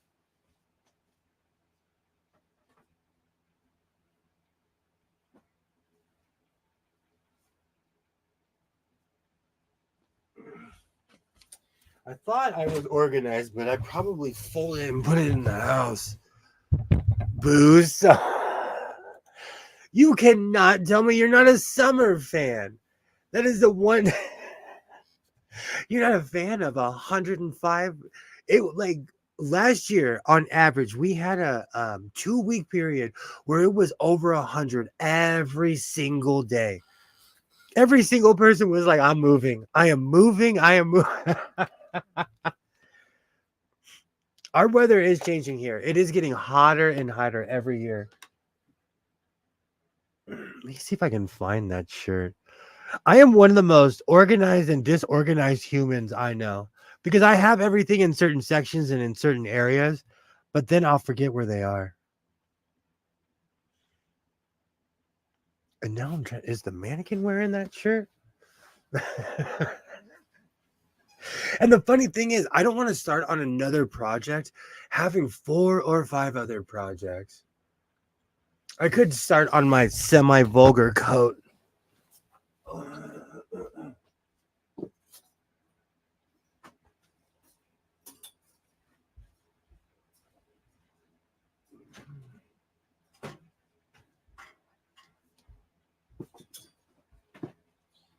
Oh, right. Oh, that's Stephanie. I love using this. I have this music stand. I use it for everything except for holding music. It's perfect for sewing, though. I'm going to try to not show my design because it is that bad. Let me turn this around. There we go. Perfect. Perfect. Am I smooth now? You are. So, for real, you're not a fan of the summer, huh? I'm I just can't hang with the heat anymore. I'm over it. Let's just keep it cool. Cool and fresh. Seriously, Dose. You know, Canada actually has hardcore immigration laws. Hardcore. If you have as much as a speeding ticket, they won't let you in there. Like Canada does not play. Mm. Well, fortunately, I practice clean living, so maybe they'll let me in. As a pirate, I had to pay the Mountie $200, and he let me in. I'm kidding. I am kidding. I'm not trying to get sued. You would have gotten in before, but they won't let you in now because you admitted to police bribery. They don't play. No, Canada does not play. Like they Canada is no joke. If you have anything on your record, you cannot go in at all. Like, which is smart because they're next to America. Mexico will let you Watusi right in there. I was the same at 68. It's 10C now. They won't let me in. Canada is beautiful. It's an absolutely beautiful place. I'll just take BC. They got hella room. They can give us Saskatchewan.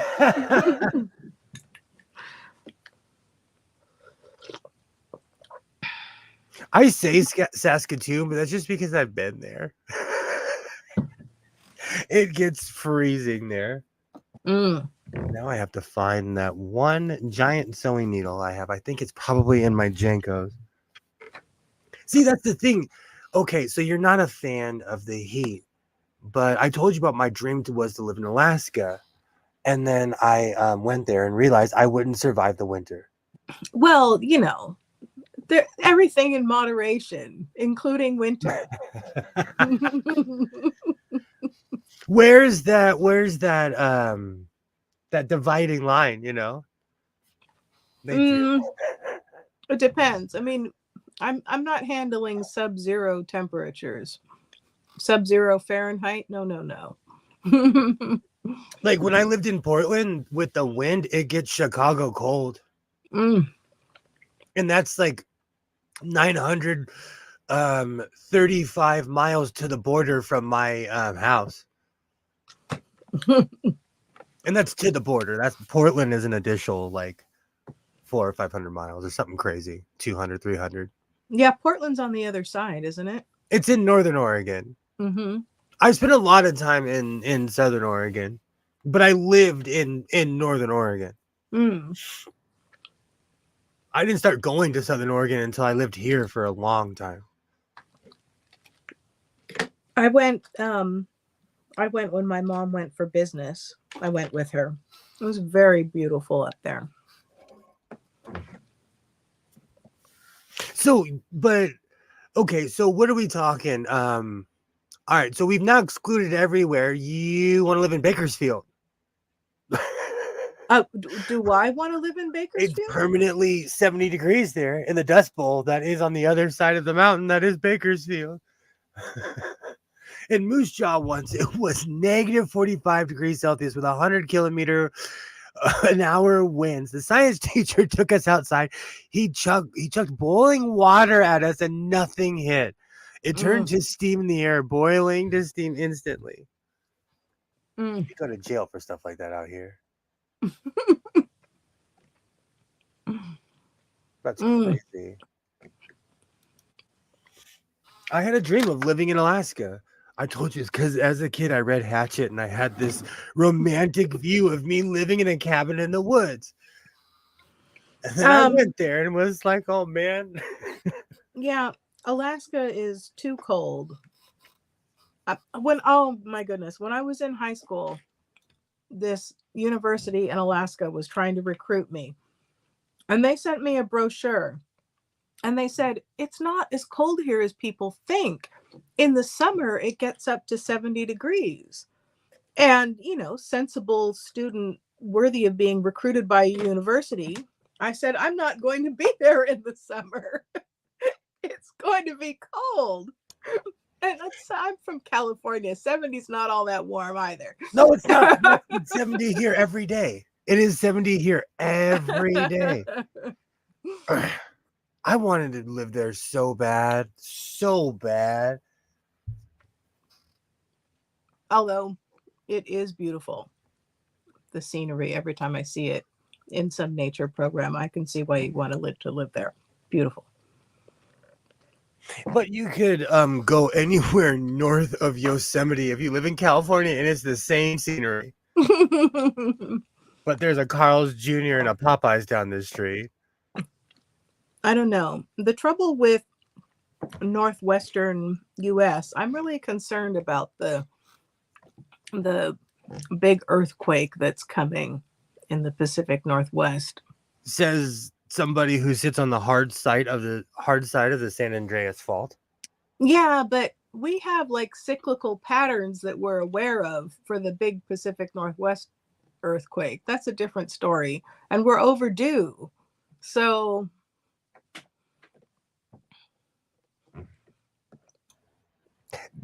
I don't believe in much, but let's not invoke an I'm kidding. Do you remember when people would be like, "Oh, this is earthquake weather"? If you would ever say that in front of my father, who worked at NASA, he would sit you down and explain to you why there is no such thing. Yeah, So I learned to not say that in front of my pops. they're confusing some things when they say earthquake weather. But His eyes would roll. He'd be like, "Oh, here we go."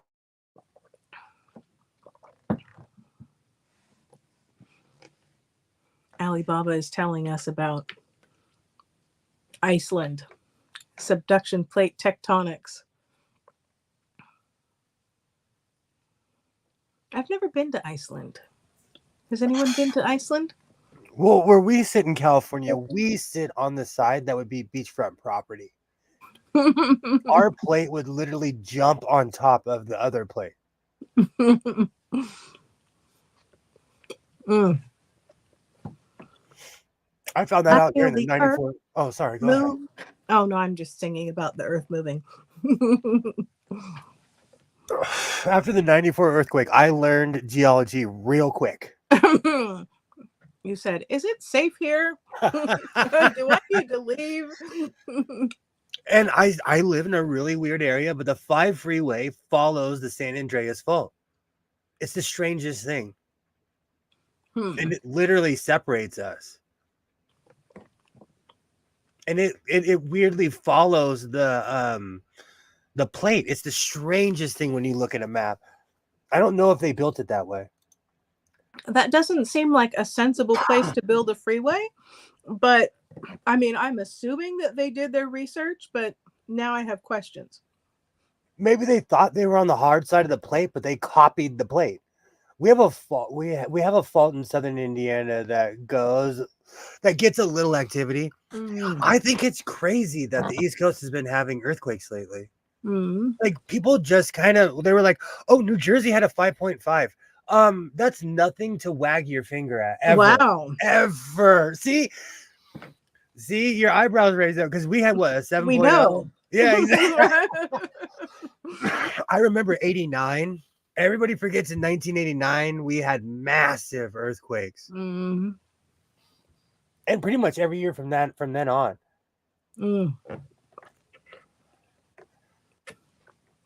See, now you got, man, next show I'm going to be doing it from my living room because you got me scared to be in this room now. Well, I mean, it might not hurt to put some boards down so that things are not perched so precariously. This is the only non-safe room in the house. This in my closet. But you spend a lot of time in there, so maybe you should shore things up a little bit. I'll run, jump, kick. We'll go viral. If there's an earthquake, I promise I'll hit my screen so everyone can see me run out of this room. I promise. Depends if they build for it. That's very true, Alibaba. I would take an earthquake before some of those hurricanes and tornadoes. I think about this all the time. What would you rather put up with? Could you deal with a tornado? Tornado season, no. And I lived through a terrifying hurricane. No need to do that again. I forgot about I'll that. take the earthquakes. I forgot about that hurricane. I didn't. It's because we were in Mexico when it happened, and it was it was surreal to me. I forgot. It was scary. But that's truly the one and only hurricane I've ever experienced in my entire life as being a West Coaster. Because every time I've ever gone to the East Coast, it's been fair weather. Anywhere I've ever traveled, it has been fair weather. Ever. Yeah. You know, because I mean, you don't go anywhere during the winter unless you're extremely rich or crazy. That was a particularly bad hurricane. So,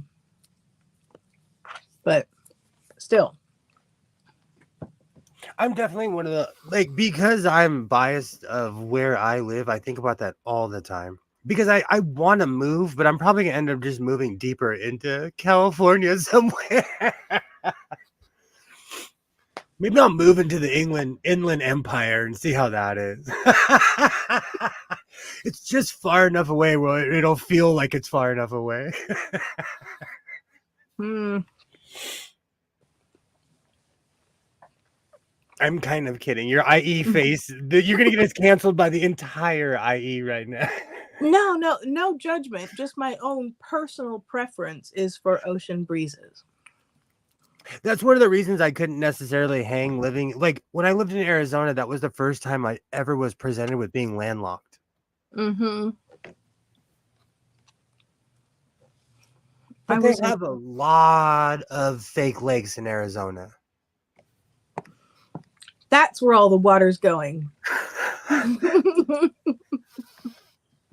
We get tornadoes here in Northwest Indiana, but not as bad because of Lake Michigan. We get bad lake effect snow that will cancel everything. See, I didn't know any of this. I need to get a map. That's crazy. I've heard about that lake effect snow. You're not playing around with those snowstorms. I've driven through these places, but there's always a difference between visiting somewhere and actually living somewhere. Big difference. True. How many people, and I heard someone say this recently, but how many people live in Martha's Vineyard during the winter? They're out there and it's snowing on the beach.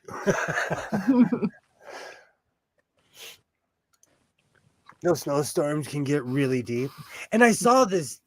I watch a lot of like rando NPR, a lot of random stuff, and they said like one of the coldest places on earth is some weather station like in New Jersey or New York. It's some peak somewhere. Huh.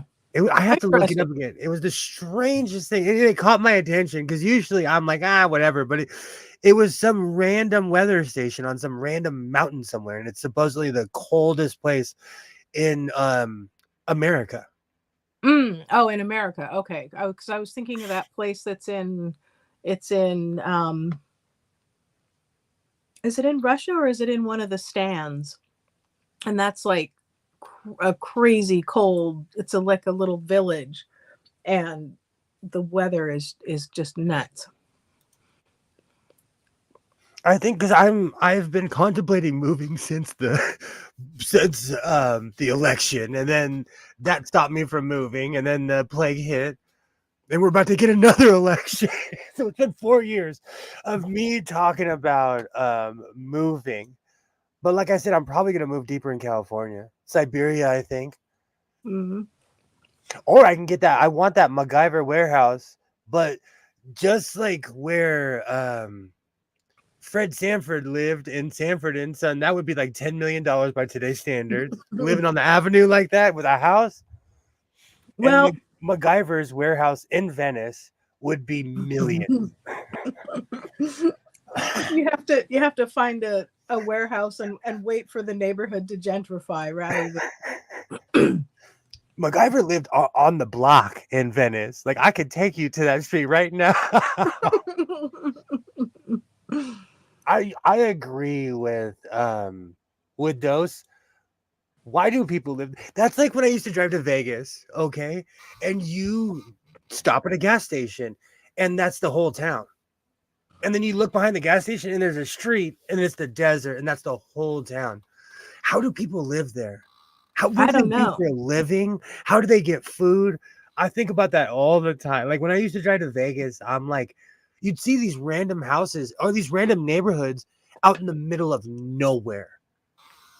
I think sometimes people think, oh, they want to live out in the middle of nowhere because they don't like people. But then when you live in like a little small town or something like that, then it's even worse because everybody knows everybody and they're all up in your business. So I don't know. They're probably thinking about earthquakes, hurricanes, and tornadoes. Like, nope, that's true. The grass is always greener on the other side. I despised living in LA. Like, I lived in MacArthur Park. I lived Culver City, Santa Monica. I lived all over LA. Then I moved away and was like, I might come back. I eventually came back, because I'm from here. And I could not live in a place where it's cold. I tried. And I even acclimated to the weather. Because my Alaska dream was dead, so I had to compromise with Oregon. You said maybe it'll be like Alaska, but warmer. It rains more in Portland than it does in Seattle. And Seattle's on the bay. Or the Sound. Oh, now I have that song stuck in my head. Sitting on the dock of the... I was thinking of Journey with Oh, here we go. That song hangs on you like a cigar. Don't Stop Believing.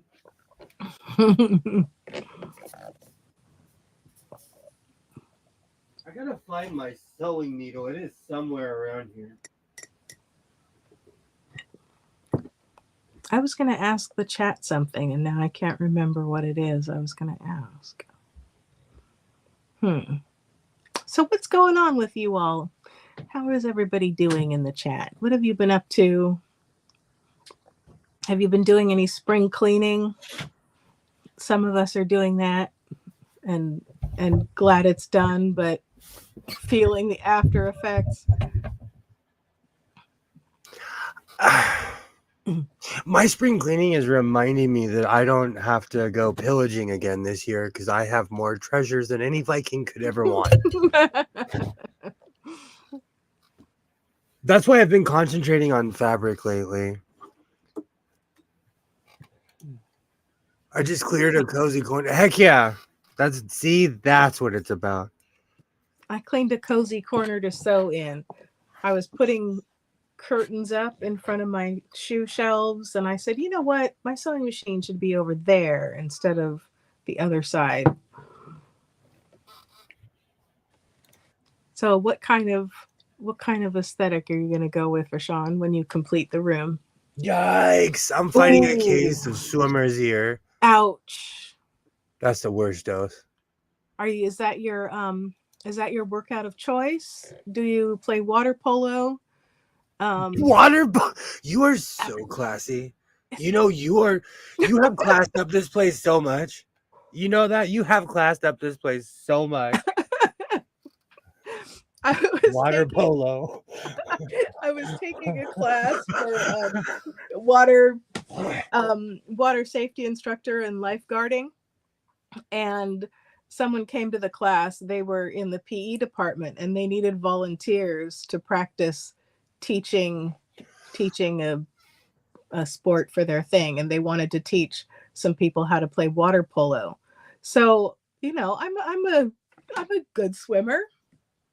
Water polo is a whole other thing. Let me hydroplane right now for 7 minutes and tell me your whole body doesn't hurt after. I didn't quite hear what you said. Something for 7 minutes. Hydroplane in the water for 7 minutes and then tell me you're not dying after. Doing the egg beater, trying to lift yourself up out of the water. And oh my word, I worked so hard in that one little side thing I stupidly volunteered for. I've been researching a strange 1868 sort of zigzag sewing machine. I proved 2 patents sued on it, but really how the letters of patent translate to the late. Wow. It's a bit iffy. Wow. That sounds really interesting. Are you going to post about that over on like ISMACS or Victorian Sweatshop or something. Just swim and dive. Nice, nice. Water I polo. miss diving. I used to like to do flips on the diving board. I'm not actually going to do any decorating if I can help it. I need to purge. I'm thinking about putting up a couple wall-mounted shelves, but I honestly need to remove, not add. Well, sometimes it's just a matter of artfully arranging what you already have. I have shuffled so much stuff in this room. It is the Hollywood shuffle in this room. Oh my gosh. I'm going to ask you a question. Have you ever seen Hollywood Shuffle with Robert Townsend? We need to watch that movie. I knew you were going to say no. There are so many movies I'm going to introduce to you before you get both of our cards taken away. Yeah, see, my card is it's tier 2. It's not top tier. I'm just grateful I have one. I mean, I've used Robert Townsend as a thumbnail quite a few times. I probably didn't know. I live my life, but I saw that movie as a young kid. I loved it. It has such messages in it. Oh, Keenan Ivory Wayne literally pops on and says, "Message," and then he pops off. Like, I love that movie. Oh goodness. See, when you say Townsend, my first thought is the people who do the pioneer cabins and cooking stuff. Robert Townsend made a really deep movie. He made a comedy. He actually talked about what it was like to be black in Hollywood, but he made a comedy out of it. But it's actually extremely deep. Extremely deep.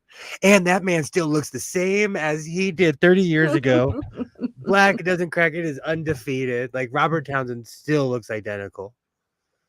I can't remember either. Big Baby Gonna Shoot, such a good movie. Oh, see, we got to watch that movie now. We have to. Classic movie. There's certain things that I quote I can't even say on stream. There are certain things from that movie. Maybe I haven't seen it. Robert Townsend also and Keenan Ivory Wayne's produced I'm Gonna Get You Sucker. Ton of good movies. That was, I believe that was either mid 80s or late 80s. That whole era. Oh, I'm gonna come. Have you ever seen Uptown Saturday Night? I haven't even heard of Uptown Saturday Night. Have you seen Shaft? Probably. Have you seen Shaft in Africa? No. I own them both on VHS. I will loan you the player and the tapes. So meanwhile, Alibaba said that he posted a preliminary of his research over on ISMAX. I'm definitely have to look that up. ISMAX has saved me so many times. I tell Alibaba this all the time. They are accurate. And that's appreciated as someone who constantly buys sewing machines. It was the mother of In Living Color. Absolutely. Gosh, those were such good movies. Those were such good movies.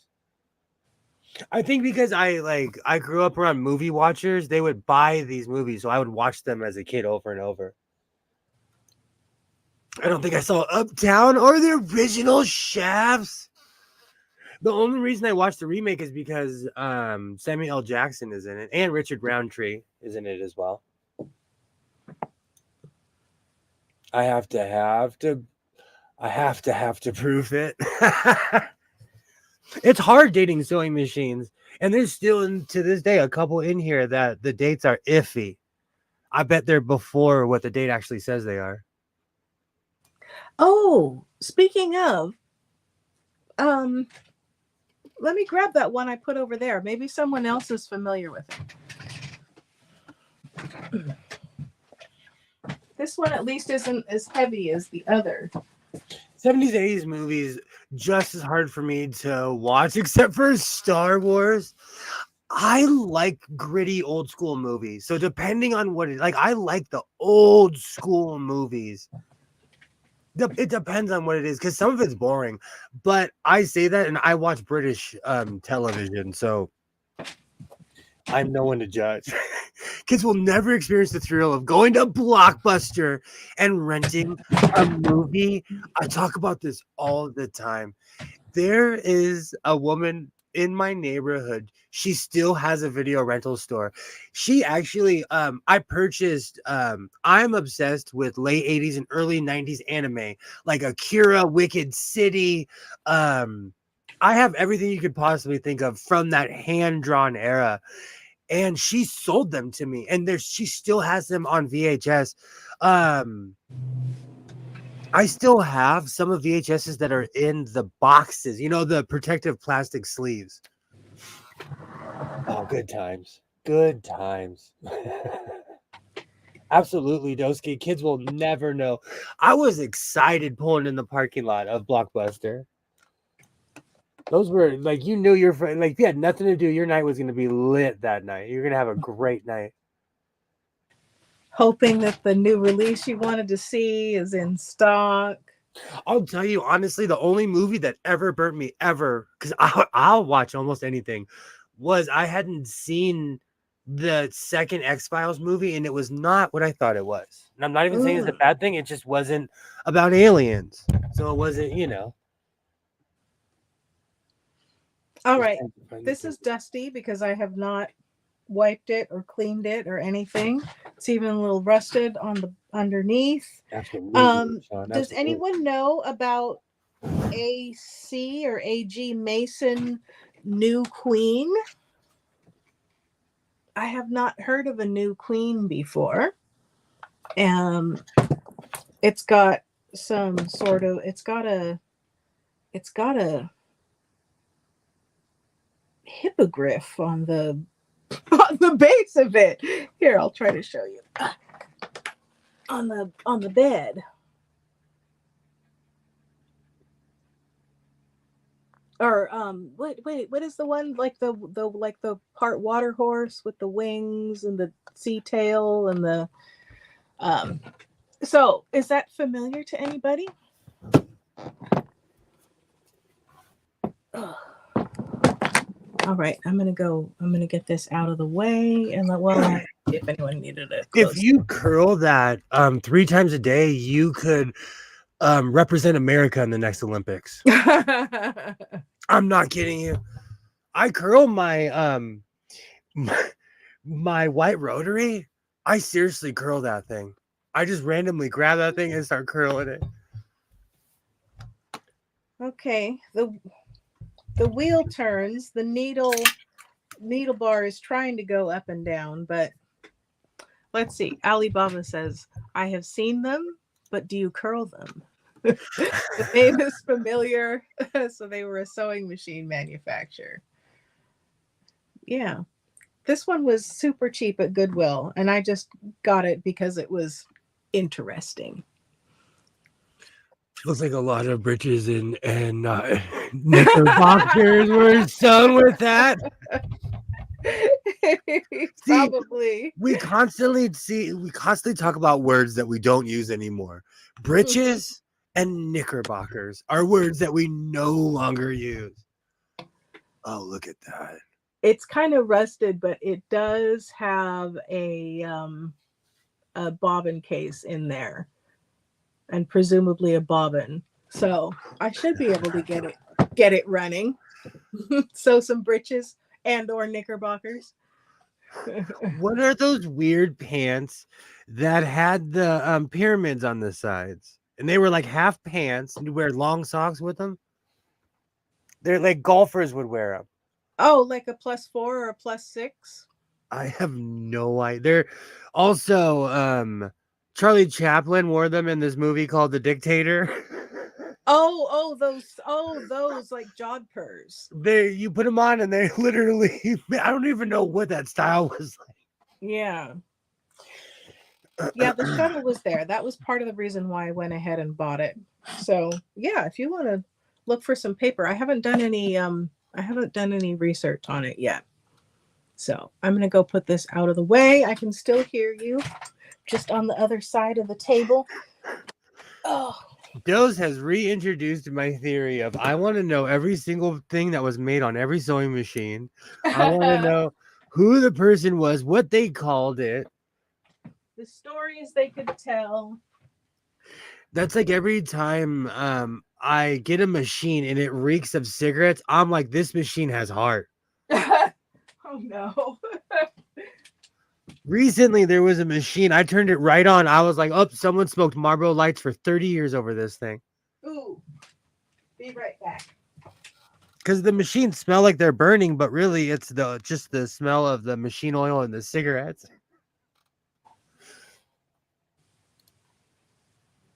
The shuttle is there.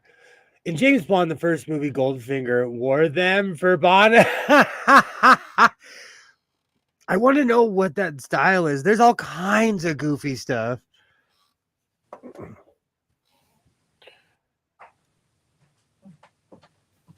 Excuse me. I still haven't made a zoot suit yet. I'll tell you, I made a mock-up and it was a little too Cab Calloway for me. I'm gonna go with the tiny front and the long back, I think. A tiny front and a long back for what? I missed something. A zoot suit. Oh, okay. Because there's many different designs, and like if you look at the Janet Jackson All Right video, Cab Calloway is wearing a long coat because he's like an 80-year-old man at that point. Uh-huh. So you're thinking of making a tailcoat then? But yeah, but but if you look up zoot suit, that is in the zoot suit family. You could practice making trousers with that oh, my camera's still off. With that what would you call that? That check weave, the plaid weave. It's not that I don't know how to make pants, I just don't. It's one of those things. No, I'm not saying you don't know how to make pants, but I was saying that you could try out a pattern, a zoot suit pattern with that fabric. I'm down for that. 2 years ago, I made like 20 or 30 pairs of shorts and pants, and I just got burnt out. That's why I started making spants.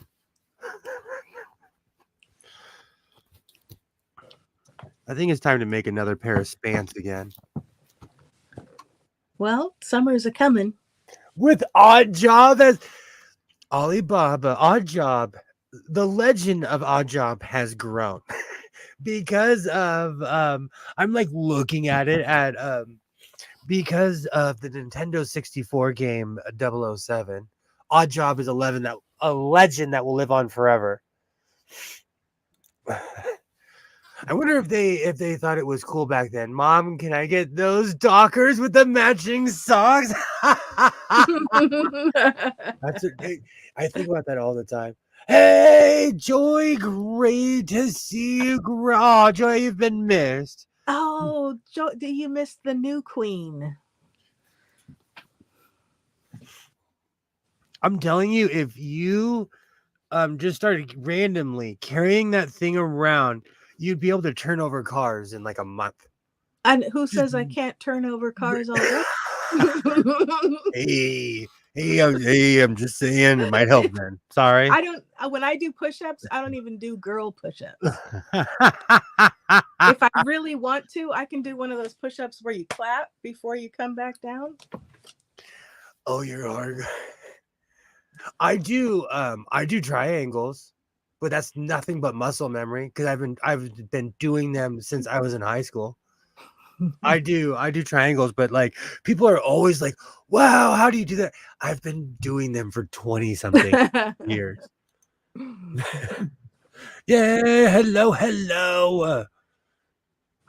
I was clearing out in the corner, Joy, and moving some things around. I had a bunch of stuff on the bookshelves, and I wanted to hang up a curtain in front of my shoe shelves, and I thought that would be a good place to put the sewing machine. So I was clearing things out, and I had a couple sewing machines hanging around on the floor in that corner, and one of them is a new queen. So I was asking if anyone was familiar with a new queen. You know what's funny? I'm drinking mug because they do not sell bargs in my neighborhood. Is that because it has caffeine and the Mormons are afraid of it or something? It's that. Do you know? I think it's because I do live in a hardcore Mormon area. They won't sell that cheese popcorn, and they won't sell bargs. But if I go a good it's gonna be sad when I drive like 40 miles for root beer. I won't be the first or the last, but like I've been craving bargs, and they have it at the Jack in the Box by my house. But like I really don't eat Jack in the Box like that. Well, you could just nip in for a soda. Actually, no, I said nothing. Don't start a new soda habit. You just kick Jack the in the last Box. Jack in the Box has biscuits now. It's dangerous. Uh-oh. They have buttermilk biscuits at Jack in the Box, and they're bomb too. They're so good. Says the guy who tried them. They're good. So I'm like, uh-oh. You collect. I'm not sure who you're speaking to. I may or may not collect things. You, Wonder Twin, you. My halo. We can go hustle the drunk guys at the bar and arm wrestling for real. I actually, I had a boss, and the funny thing is, I always talk about how she was the toughest person I ever met in my life. She was not scared of any man, but of course she was 6'3", like a solid like 290, 300. Well, I am not 6'3". I'm somewhere between 5'3" and 5'4". I do round up to 5'4" because it's over the half-inch mark. So, oh, you would definitely hustle people then for arm wrestling. I'm very strong, but men are strong. I watch the strangest videos on YouTube, but there is a video of a man in Russia who would use a car engine to practice his arm wrestling. He perfected at his house, and he was my size.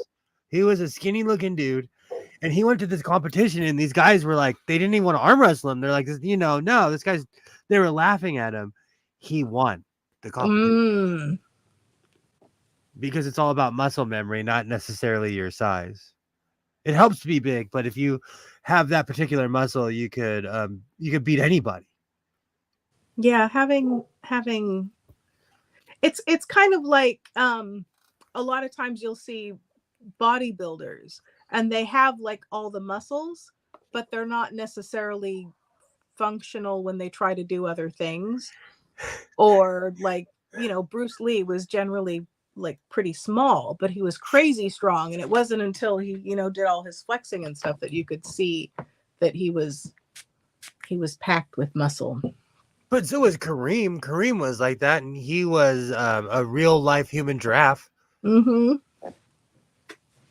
I'm not even saying that to be mean. Like, Alexa, how tall is Hulk Hogan?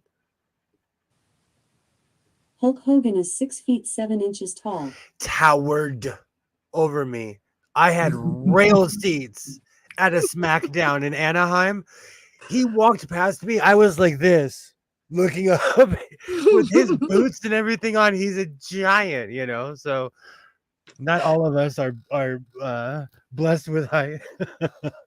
I stood on the bottom ring of the bottom rung of the step stool when I was coming down from cleaning up on the shelves, and it was a whole new perspective.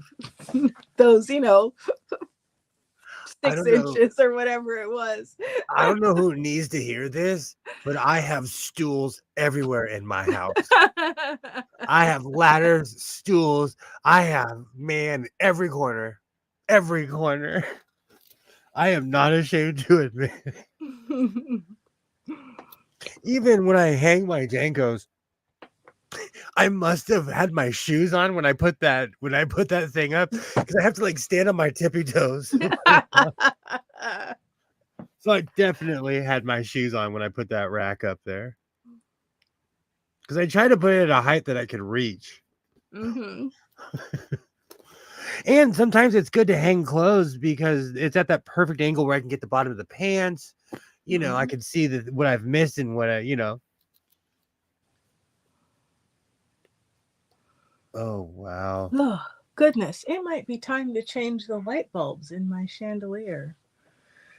I have see, I have some LEDs because this chandelier that's above my head here takes 9 light bulbs. It's Yikes. fabulous. It looks amazing. And they work great to heat the room in the winter, but in the summer I have to put LEDs in there because Have it's you too warm. have you Hmm? purchased light bulbs recently? Yeah, you good luck on getting not LEDs. I was about to say, and did you see the price? Oh, I oh, that reminds me, I need to go buy water and stuff tomorrow. But I pride myself on being prepared. And this room is nothing but lights. So I went and replenished all my lights. Like, light bulbs are expensive. They're not mhm. cheap anymore. They're not what I thought they were. They're not cheap. So I'm you had burned out bulbs or you just decided you wanted to change them all? I buy the boxes of 40 Uh-huh. or 20. And I Okay. thought that I had way more light bulbs than I didn't. And each bathroom has four, has a light bar with 4 bulbs. Uh-huh. And it was down to one functional bulb or Well, something? I go in the box that replaced everything and I was Oh, 1 bulb short. And why did you I thought I had a box of 40, not realizing that it'd been there for a while. I wasn't counting. And the box was dwindled down to only like I needed 8 and I only had 7 bulbs left. So I went to the store and bought 60 light bulbs and they're expensive. And because I also have, let's see if you can see it from here. There you can see that. I have many teardrop lights all over my house and in here. And those lights in the very top are those weird tea lights. Those are expensive too. so but did you did you have a bunch of burned out bulbs or did you just replace them while you were up there? One was burnt out, but then when I put the new one, it replaced me. It reminded me of how yellow all the other ones were. But you don't realize it until you replace the bulb. And you didn't care for the yellow color of the other bulbs? No, it looks junky. I just painted the bathroom. I'm like, no, you're all getting replaced. Everybody's getting a new car. Hey, I'm Oprah in there. It was terrible. It was terrible. I bought my wife a stool, but she says she's afraid of height. I think she's lying, and I don't want. It wants me to get it. It's high up there. You tall people don't understand. See, Rashawn feels my pain. You can't have different colors in the bathroom like that. Like even in this room right now, all of my bulbs are the same at the same level. There's no yellowing or like old ones in here, and they In all my go bad together. in my bathroom I have a full spectrum. It's three a fixture with 3 bulbs and I have a full spectrum in the middle and then I have regular on the outside so that I get a better view of my coloring when I'm decorating my face. I don't decorate my face. I obsessively stand in a mirror to see if I can see my own seams.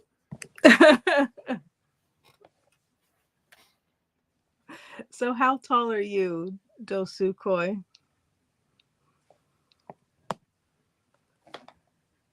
How do you pronounce your name? Are you Do Sukoi? Are you Dos Ukoi? Are you You get Dosukoi? that is the famous DJ Dose.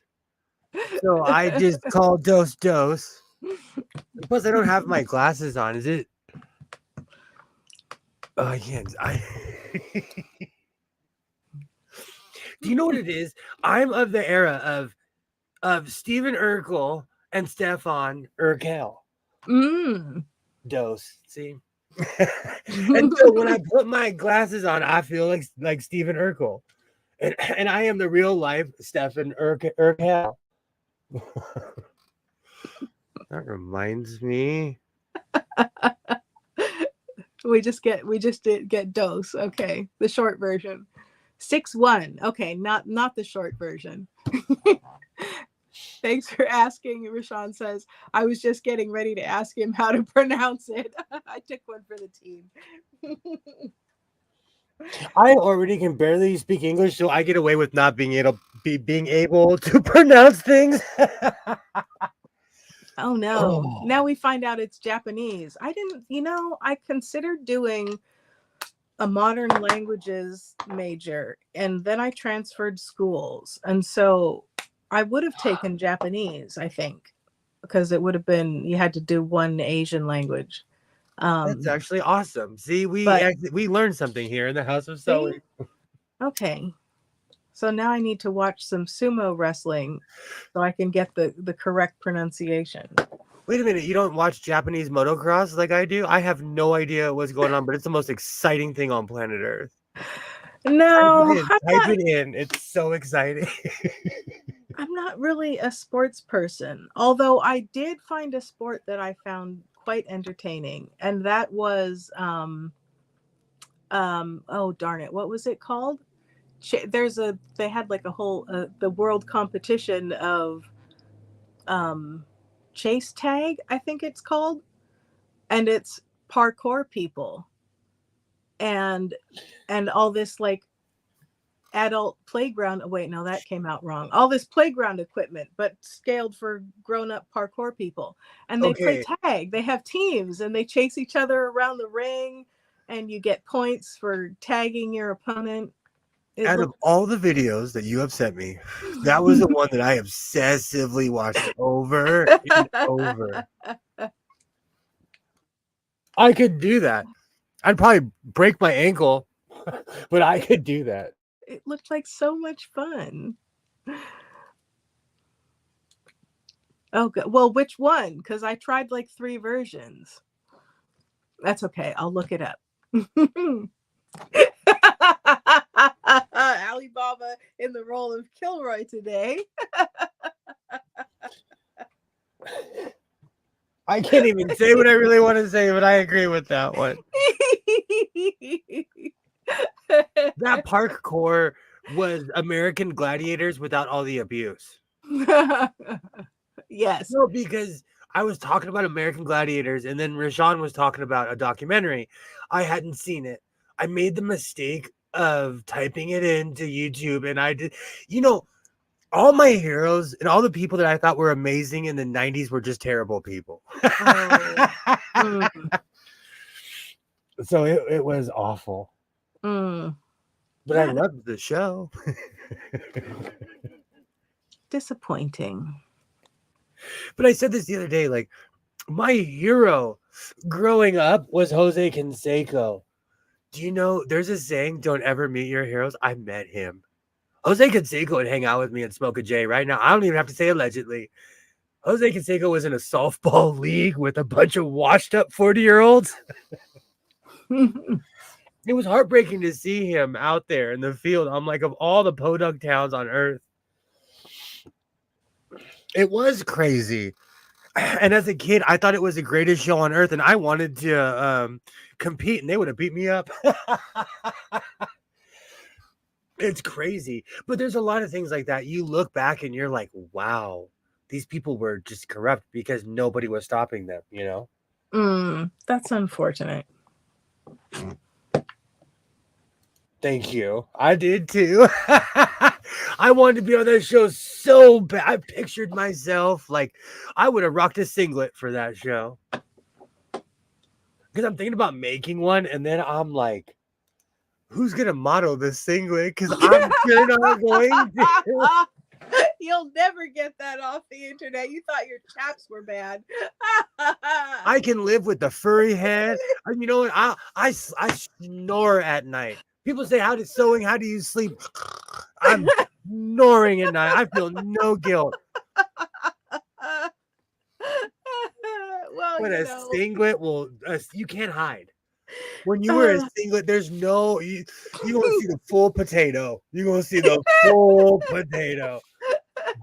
Some outfits are meant for, just certain circumstances, like the beach, or and even then, a lot of men still would not. The beach. I'm rocking long sleeves at the beach. Are you kidding me? I've seen people. They actually sell wetsuits, like that. They're half wetsuits, tops and bottoms.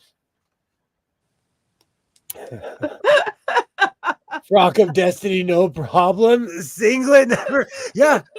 You know what? You know what? I'll say it live on YouTube. I'd wear a dress before I'd wear a singlet. Let's just put it that way. Because at least a dress hides things. A singlet will show all my problem areas and all the places I haven't been working out. Oh, dear me. Bill the Pill was probably the most disappointing of all. I don't know Bill the Pill. I would not. So I would not, and I'll tell you why. There is somebody that I think is a complete singlet.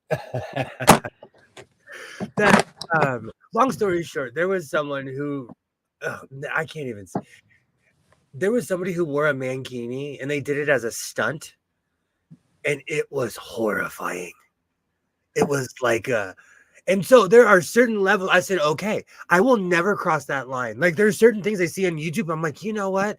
I will never cross that line. And so singlet is the same way. Oh, Bill. It's okay. You can talk about canceled people here. Oh, I used to, I didn't realize how Bill the Pill.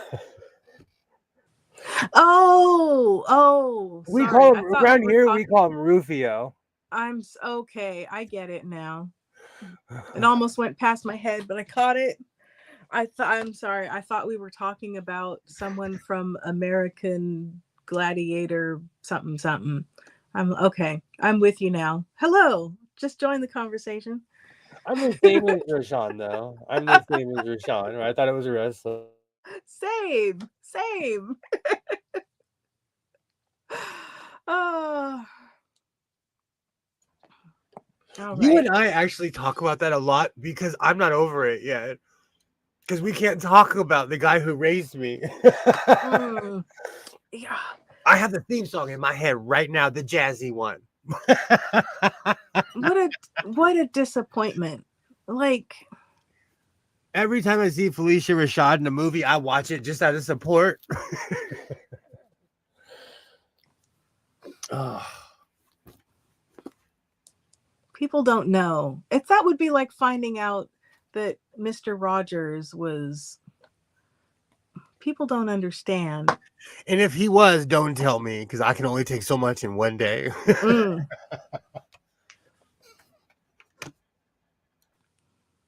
Have you seen some of the reaction videos where people from like Europe or what have you see Mr. Rogers for the first time? Oh, I get choked up just thinking about it. But Mr. Rogers was on Arsenio Hall, and Arsenio Hall was like, "We need you." Like he's like, "You raised all of us, bro. Like we need you back, right?" And that was in the 90s. Yeah, that was in the 90s. And because we're constantly talking about certain things, these videos pop up in my streams now.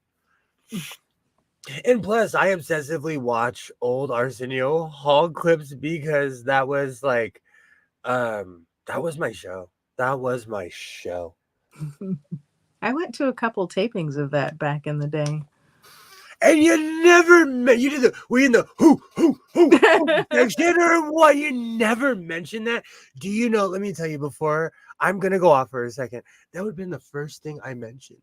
Really? I'm kidding. Okay. I'm kidding. I'm just giving you a hard time. Excuse me. I'm sorry. I'm sorry. I should have known. That's just my jealousy screaming out. You've seen Arsenio. That's awesome. I've only seen like older now Arsenio in person. He's an LA legend. What show did you go to?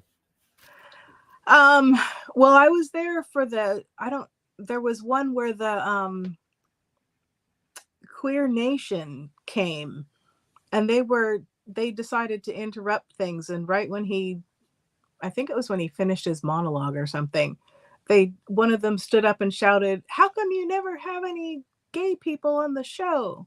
And Arsenio like went off. He's like, "What are you talking about? I've had so and so and so and so, and if someone doesn't want to talk about being gay, that's not my business to." And he's like, "We had Elton John on here, and he rocked the house, blah blah blah." And he's like, like walking towards them, and he walked right past me up the stairs. And Oh, that's crazy. So, yeah. because Arsenio didn't play, I was obsessed with Pee Wee Herman. Still to this day, I say, "Oh, that's the word of the day. The couch is talking, the clock's moving." I was obsessed with Pee Wee Herman as a kid. It's like people are gonna let us down. You know what though? I tell my son that all the time about heroes. Like, be careful who are your heroes, because you're gonna meet them and you're gonna see they're a real person. Like, and also, when I was a kid, I met Triple H, and he was an utter and complete a-hole, and it made me not like him and I watched all of his matches. I went to WrestleMania 2000, and I met him in the early 90s when he was still with China, but it always soured my view towards that person, Bill the Pill is a new level, though. Mr. Roger was cool, but Lady Elaine Fairchild freaked me out. She was a scary puppet. You're not alone. And I'm going to tell you, I knew someone in real life that looked like her. Oh, goodness. I'm not kidding you. That just brought back a freakish child memory. I knew someone that looked as a kid and was stiff as a board, too, and scary. Wow. I was obsessed with Pee Wee Herman, though, as a kid. And they filmed parts of Pee Wee Herman's Big Adventure in my hometown. The part when he's on a bike, he's literally going up one side of a road. I almost said it. I almost doxed myself. And then because my grandfather used to always talk about, he's like, yeah, he went up one side of the road. Then they turned around and went right back up the side of the road. But in the movie, it just looks like he's continuously cycling. That's something that's interesting to me. Like I used the show Alias back in the day, and she worked for like this secret agency she thought was an offshoot of the CIA or whatever it was. So she's like traveling the world and doing all these spy things, and then you find out no, all of those places were in greater metropolitan Los Angeles. They were all in the area, and you're like, wait, what? How did you find such and such a place? I worked at a steakhouse in downtown. When I walked in, it was downtown. When I walked out, it was Manhattan. There were yellow cabs in front. They changed the entire side of the street, and I was like, did I teleport? It was the strangest feeling. I forgot. Those were crazy times. They do switch downtown into New York real quick. Because if you look at a lot of Law and Order, it'll say filmed in Los Angeles. I admire the creativity and ingenuity of the location scouts and the set designers and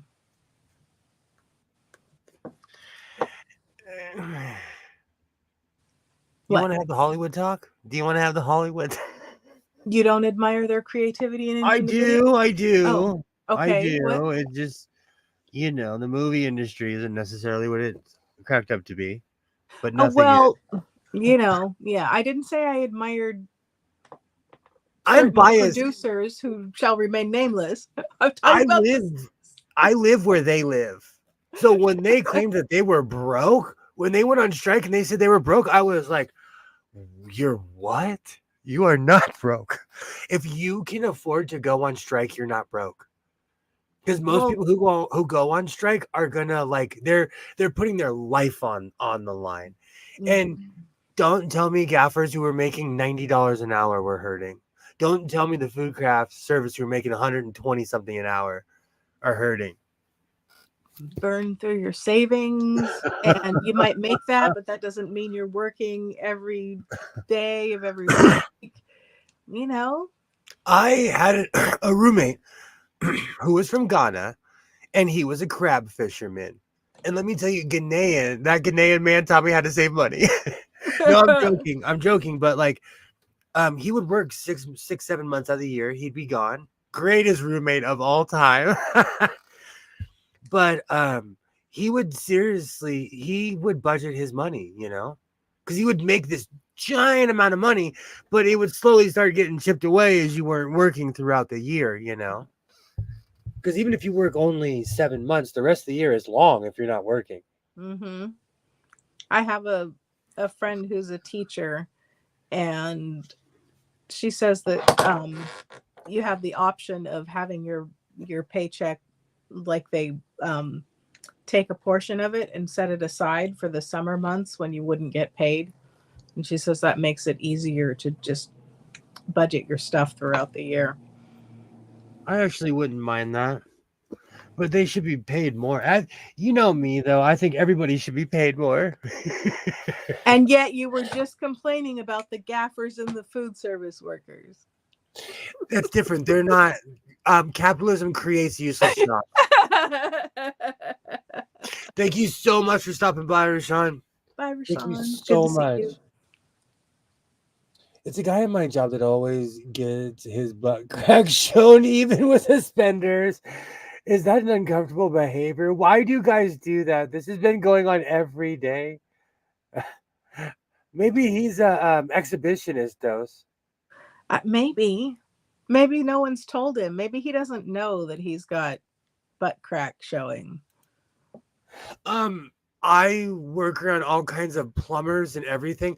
When Duluth, the greatest thing ever was the invention of those wide tail shirts.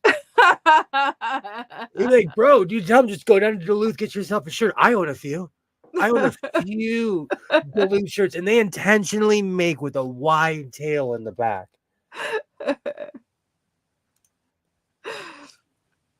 Absolutely, Dose. That is, and you know what? Dose does bring up a really good point. Oh, Joy, it's so great to see you.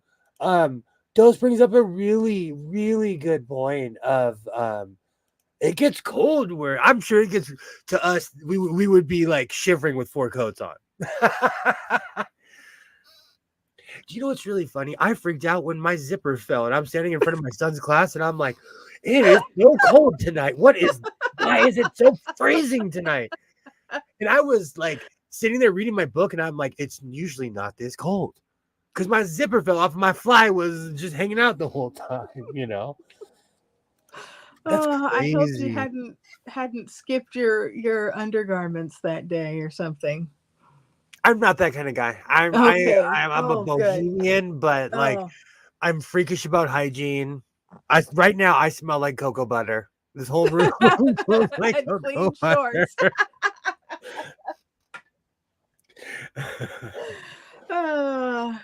That's mean though. Like in the modern era, you shouldn't be rocking plumber's crack like that. Would you tell someone though? How do you approach someone and like, my friend, brother, comrade? Well, I mean, I think that if you are the boss, then that's your job to say, hey man, I know things slip down, but it's not appropriate to be showing your butt crack on the job. So get some longer shirts or pull up the suspenders, or you have to address it because nobody needs to be exposed to that. I think it's that word. That is true though, and I think about this with men all the time. The way people wear their a lot of men don't know how to dress. No one taught modern men how to wear pants that fit, how to wear shirts that aren't necessarily like sucking you in, make you look. I call it the quail. when you're walking around and you could see like it's that quail look, you know. One day his underwear was hanging out the back so far it looked like Mm. maybe he rapidly see. I've turned into to you. I'm like making excuses. Hanging out with you has turned me into a Care Bear. Overalls, thank you. There you Thank go. you. See, I'm the kind of 'Cause- person, Dose, I would buy him a shirt. I would buy him a shirt and be like, let me talk to you, brother. Just say no to crack here. And then I'd walk away. I'd give him a shirt and be like, bro, everybody sees it. I'm confrontational though. Like something like that, I would tell somebody like, hey, do you know? I would present it as a question. Do you know that like when you do this, this happens? I don't want you to become known as the guy, you know? Mm-hmm. And also, that's sometimes as the boss, you have to have uncomfortable conversations with people. So, Well, that's different. And unfortunately, we always talk about power dynamics. As the boss, I would walk right up to him and tell him. If we're yeah, on an equal plane, that's where all the awkwardness. Like if somebody's at the grocery store, would you say that to somebody? no. If they were, what if they were showing full moon, full half moon?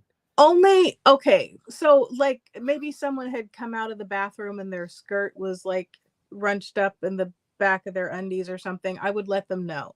Or if they had, stepped in something questionable, then I would let them know. But if it's just like a style choice, then no. I'm his supervisor. He's a good, nice guy, and he stays to himself and causes no problem. So I leave him alone. I love people like that. I will, man. You know what? I would invite Plumber Crack to my house for the Christmas party. If he was a non a non-violent employee, I would be like, hey.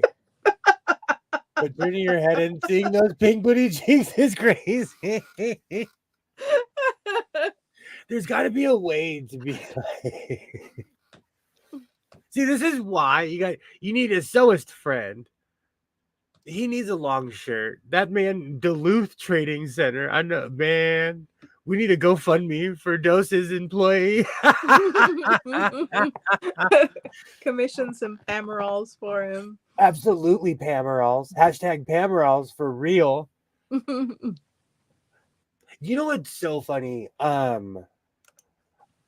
My dad would always wear coveralls and overalls. That is a good way to just be like, I'm gonna wear basketball shorts under this for the rest of my life. But no one's looking in your overalls or your coveralls. Spans. I'll make him some spans. My spans are huge. Well, that could cause the same problem, though. The waistband would be generous and they'd be slipping down, crack for all. I will write, or I'll make a label that says, wear these as high as you possibly can. Oh, no. These are better worn. These are better worn on the lower stomach. Spans are amazing. When I started making spans, I was like, where have these been all my life? But I wore a band. I wore a pair where I walked out live on stream. My ex-wife walked in here and she was like, are you wearing a dress? She could not hang with my spans. Because they're huge. They are huge. And I was wearing them high and they do look, but they're old school riding pants. They're like literally what people would wear in the modest days, I'm sorry, you broke up on my end. What? They're just old school riding pants. They're just modest. The spans are actually weirdly modest. It's You from could the. Oh, sorry. Go ahead. you could put a leg band on them and have them as crazy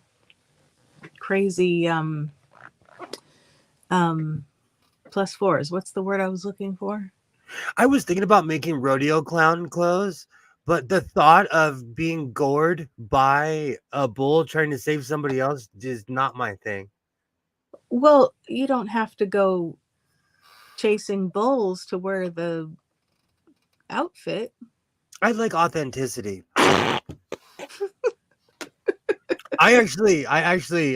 There's a ring next to my house where people like they have bulls and everything. It's Oh, real rodeo, roping and oh, riding and all that. no, not for me. Warren G, of all people on earth, um, I think it's because he likes rips. There was this really random rodeo in this place called Long Beach, and I went and I couldn't believe that I saw Warren G, the rapper there. He loves roping and riding and barbecue because we were standing in the same line. Maybe he couldn't care less about the roping and riding, but some good food, he was there. Well, and he's like a local celebrity, so I'm sure he goes anywhere over there. Like everybody, like people love the guy, nice guy. I will answer after you, Polished and Assembled. Have you ever been on a mechanical bull? No, but it kind of looks like fun.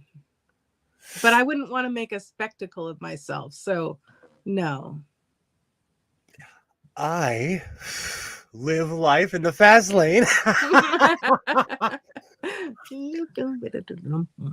And stuck in my head too.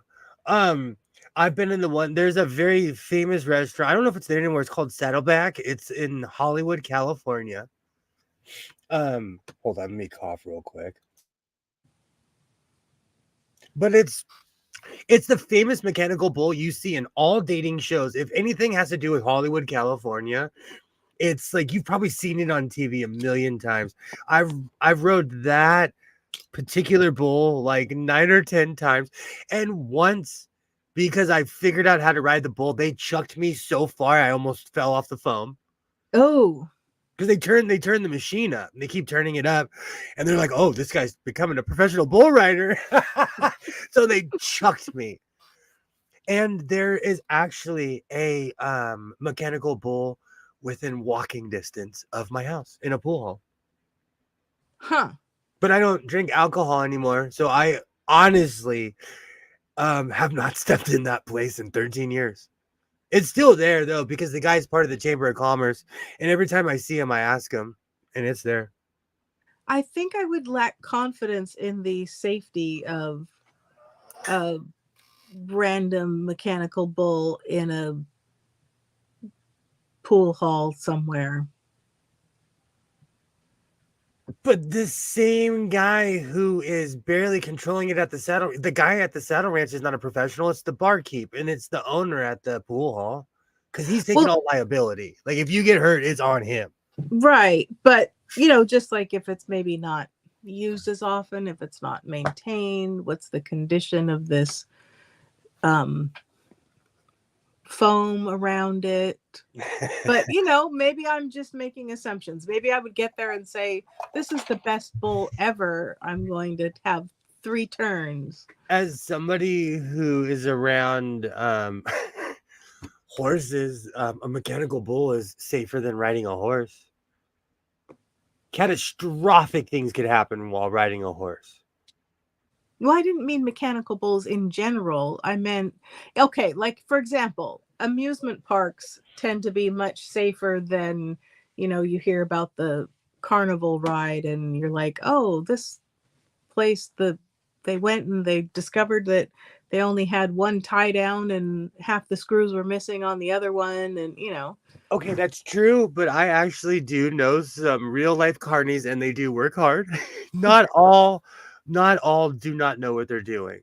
Because I know some people who actually have mechanical backgrounds that have gotten. I went to school with somebody who was a real life carny, and he went to Wyotech and learned right next to all of us. Well, I'm not. Oh my word, you're straining the analogy. I'm not saying that all carnies are bad or all mechanical bulls are bad. I'm just saying that I would, want to make sure I was around a professional, experienced environment for either bull riding or carnival rides. With that being said, as a grown adult, because of YouTube, I can't remember the last time I've been on a carnival ride. And it's because of YouTube. It's because I watch, I like everybody else. I like watching catastrophe videos. My new thing, because I'm all mechanically inclined, there's this channel I'm subscribed to where they show like um catastrophic failures in factories. Where Oh, like when the explosion happens, it's like a 4.0 earthquake, and it's always in Oklahoma, Texas, or like in the outskirts of somewhere. But it's actually really interesting because they get in behind, like, oh, this gas pipe got blocked, so then this happened, and then these two gases met, and it made the whole town shatter. It's really interesting to watch the intricacies of how these things happen because a lot of what I do is safety and maintenance and just making sure that people are where they should be. you want the light bulbs the right color. You want people's arms protected with their sleeves. But because I have a damning eye, that's why I have the job. Yep. I don't play. Like when it comes to things like that, I read Cal State OSHA's rules every year. It's a special skill to be able to see stuff like that. That's why it bothers me why people are not observant anymore. I was actually talking. I have a question. Where Mm-hmm. you live, anybody in the chat, is it legal to talk on a cell phone in your state on the road? Where I live, it's illegal. And it's the ticket starts at 1,500 or something crazy. Oh, you mean to like, hold it while you're driving? And texting. Mm. My new beef is people who text and drive. Mm. Get Yeah. off my road. Get off my road. Pull over, bro. Like I have literally I've pulled over to answer because my phone was blowing up. I pulled over. Yeah. I stopped in a just a rando parking lot and answered all the questions. It wasn't even a big deal, Yeah. But I knew obviously something was going on because my phone was buzzing. So I Yeah. pulled over to find out.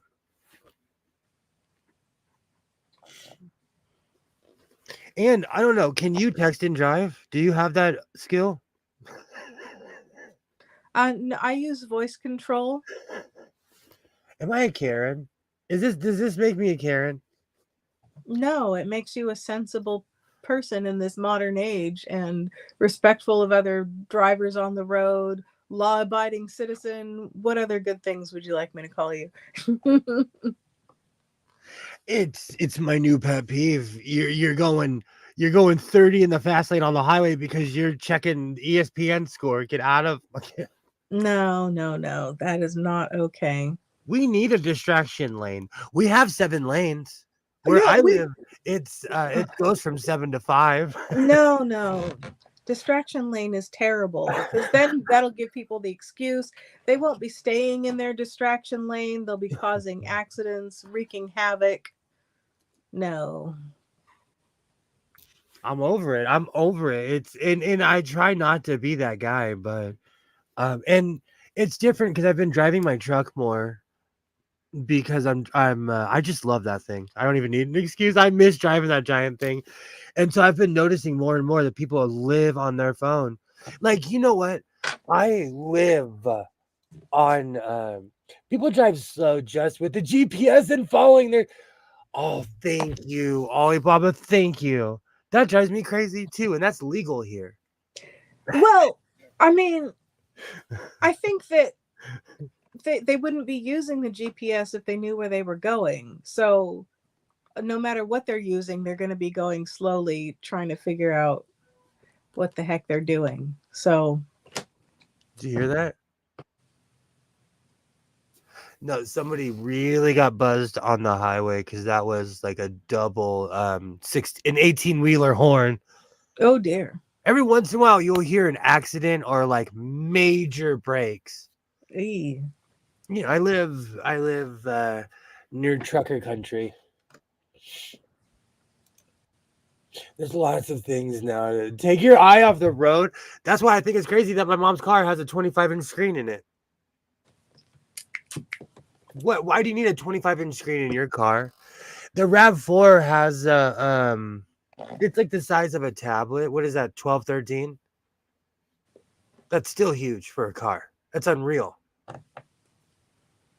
I saw a YouTube video about a new electric car coming out, and it has all these like old school mechanical dials, and they're like, the one thing we don't have is a screen. It's crazy to me. It's crazy. And like on my my Flex, it's a 2019. So it has like satellite radio and all that stuff, but it's just a face. It's just a face that lights up. It's like a radio. It reads the same. Mm. So it's not as distracting. I really need to take that to the shop. I want my car back.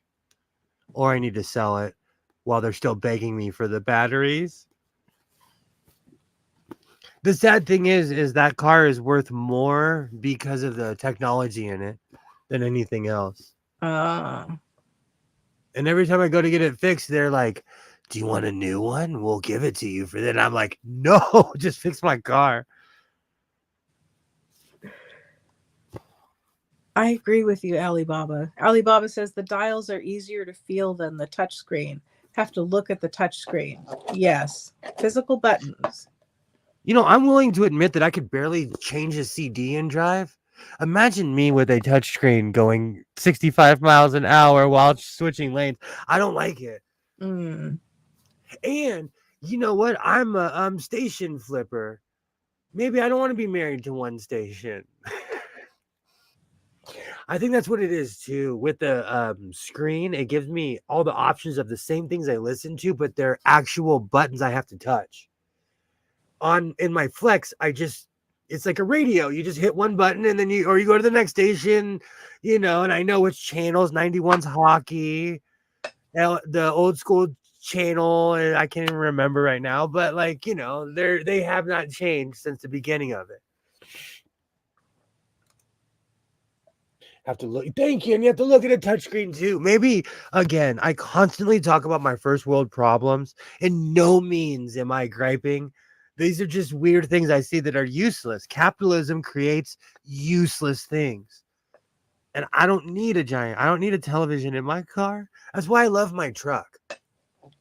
Because I tell the truck what to do.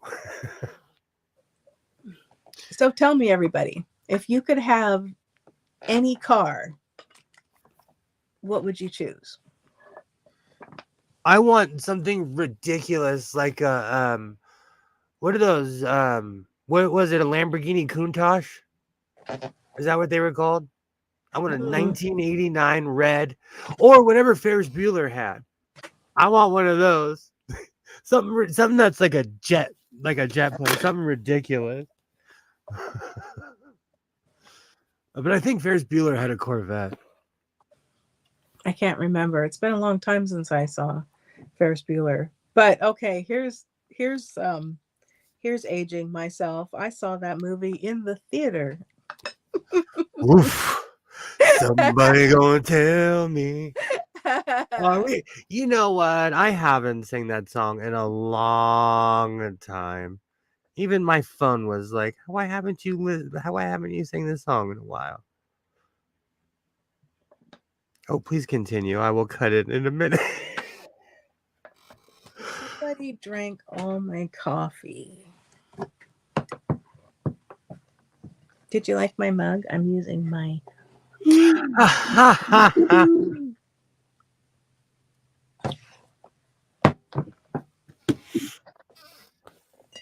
that song, those old school videos, they just hit different, I think. Do you think, okay, I ask this question all the time. Do you think they're so epic because we were there? I watch certain videos and I'm like, why aren't they still playing this all the time? But the truth is, its time has come and gone, Well, there was a really dry spell for videos for a while. Because they used to be like mini movies and these productions, and then they were there wasn't much going on. But I think that that videos are having a revival. I agree, but you know what killed it for me was behind the music. I loved music videos so much. I didn't care how they were made. I liked the trick, and I didn't want to know how the magic was done. at all. And I remember even as a kid, I'm like, oh, don't ruin this for me. I still like not knowing how this was made. But now if you watch any DVD, if you watch anything, they have the complete behind the scenes with the interviews of the entire cast and everything. I always enjoy that. You know what's so funny? I used to not. I've had this. I'm pointing at like you can see it. I've had my Blu-ray Enterprise entire series forever. And the other day, I clicked on this thing. It said LeVar Burton. I said, "What?" I clicked on it. I learned so much about LeVar Burton. I was telling you, like I'd known it my whole life. I found that out like 4 or 5 days ago. I had an idea, but I didn't know the extent of how much he was a director of Enterprise, of anything that Star Trek has done. Jonathan Frakes and LeVar Burton are there. Mm. And Jonathan Frakes is the director of Strange New Worlds. Mm. He is the director of that show. There we go. That was why I started. What prompted me to get a DVD player, because I was so frustrated that they wouldn't release movies and they wouldn't put the special features on there. I'm like, forget this. I'm going to get a DVD player. That's what inspired me to get all new stuff because after my Blu-ray player died, I'm like, oh man, I can't watch this anymore. But like I told you, I was talking about it like it was brand new. I purchased that Blu-ray in like 2012, 2013. Yeah. It was so old. This new thing called Netflix was on it. And it literally said new Netflix or, Now, have a good night, Alibaba. Nice chatting with you. I'd look. Post a link to your preliminary article. I would enjoy reading that. I mean, I suppose I could go a hunting, but if you've got a handy link, you could share. Sorry, I'm eating sour candy. Thank you for stopping by, Alibaba. Oh man, that sour candy's punching me. Oh.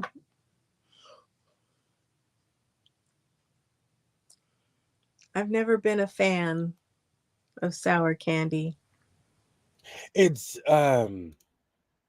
you have to sign up for it. It's a big controversy because Skittles are no longer sold in California. So they repackaged certain products and are selling different things to us now. What?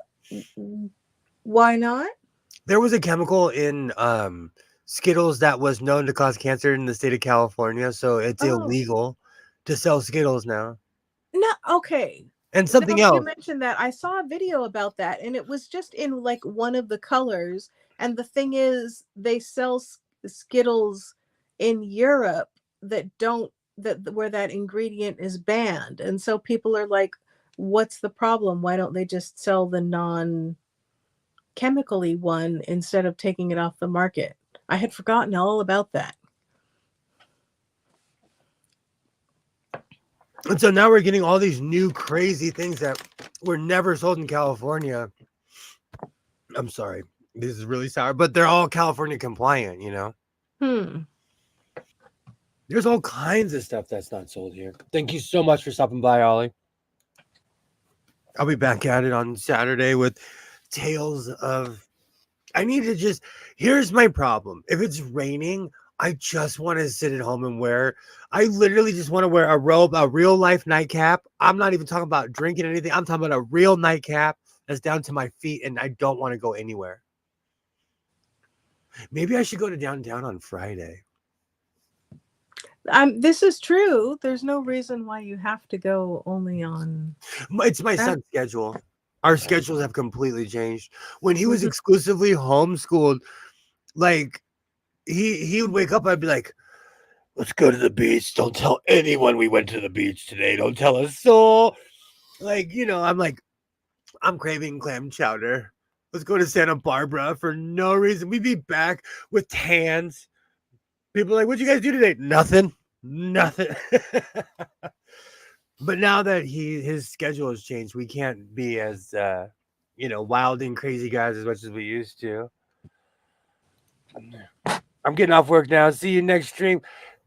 Thank you so much for stopping by, Dose. I will definitely see you soon. I'm gonna end this soon. I'm just having a good night this evening, having a good time hanging out. Thank you so much for stopping by. Been working so hard. I'm punching my car. I've been working so hard. I'm punching my car. 8 hours. You know what's so sad? I can now sing it without even looking at the lyrics. It's all because Kevin Bacon does a full blade flip in that, and he was 19. Well, how old was he? He was 19 in Footloose? Well, I thought he said he was 19, but then when I checked like his date of birth and when things came out, but maybe that was just the preliminary talks and before they put it together and made it and everything, because he was in his 20s when the movie came out. He did a full Ninja Warrior flip that I could not do to this day. If you paid me, I could not do that. All right, we've done our duty. We've gone around Jupiter and back. Well, I would like to thank anybody who watches this in the future. Joy, it is so good to see you. I want to thank everybody who was here this evening. Alibaba, Rashawn, DJ Dose for sure. Excuse me, Nightmare Baby. Anybody else I may or may not have missed. Pam, thank you so much for stopping by. Everybody, you are absolutely appreciated. I'll be back at it on Saturday. Same craziness. We will see if I go to Modelo Man, and I have enough fabric to finally build that parachute I've been talking about. But is it silk? So now I'm gonna cut loose, foot loose, kick off his. I don't know. That's a lot of silk. I'll be back at it on Saturday. Thank you so much to everybody who's watching this stream. I absolutely appreciate everybody. I'm gonna have my Friday sews out. We'll see if I made a coat of that material or not, or if I return to my original idea of making a shirt that everybody's aunt or uncle had back in the day. It's couch material. That is definite couch material.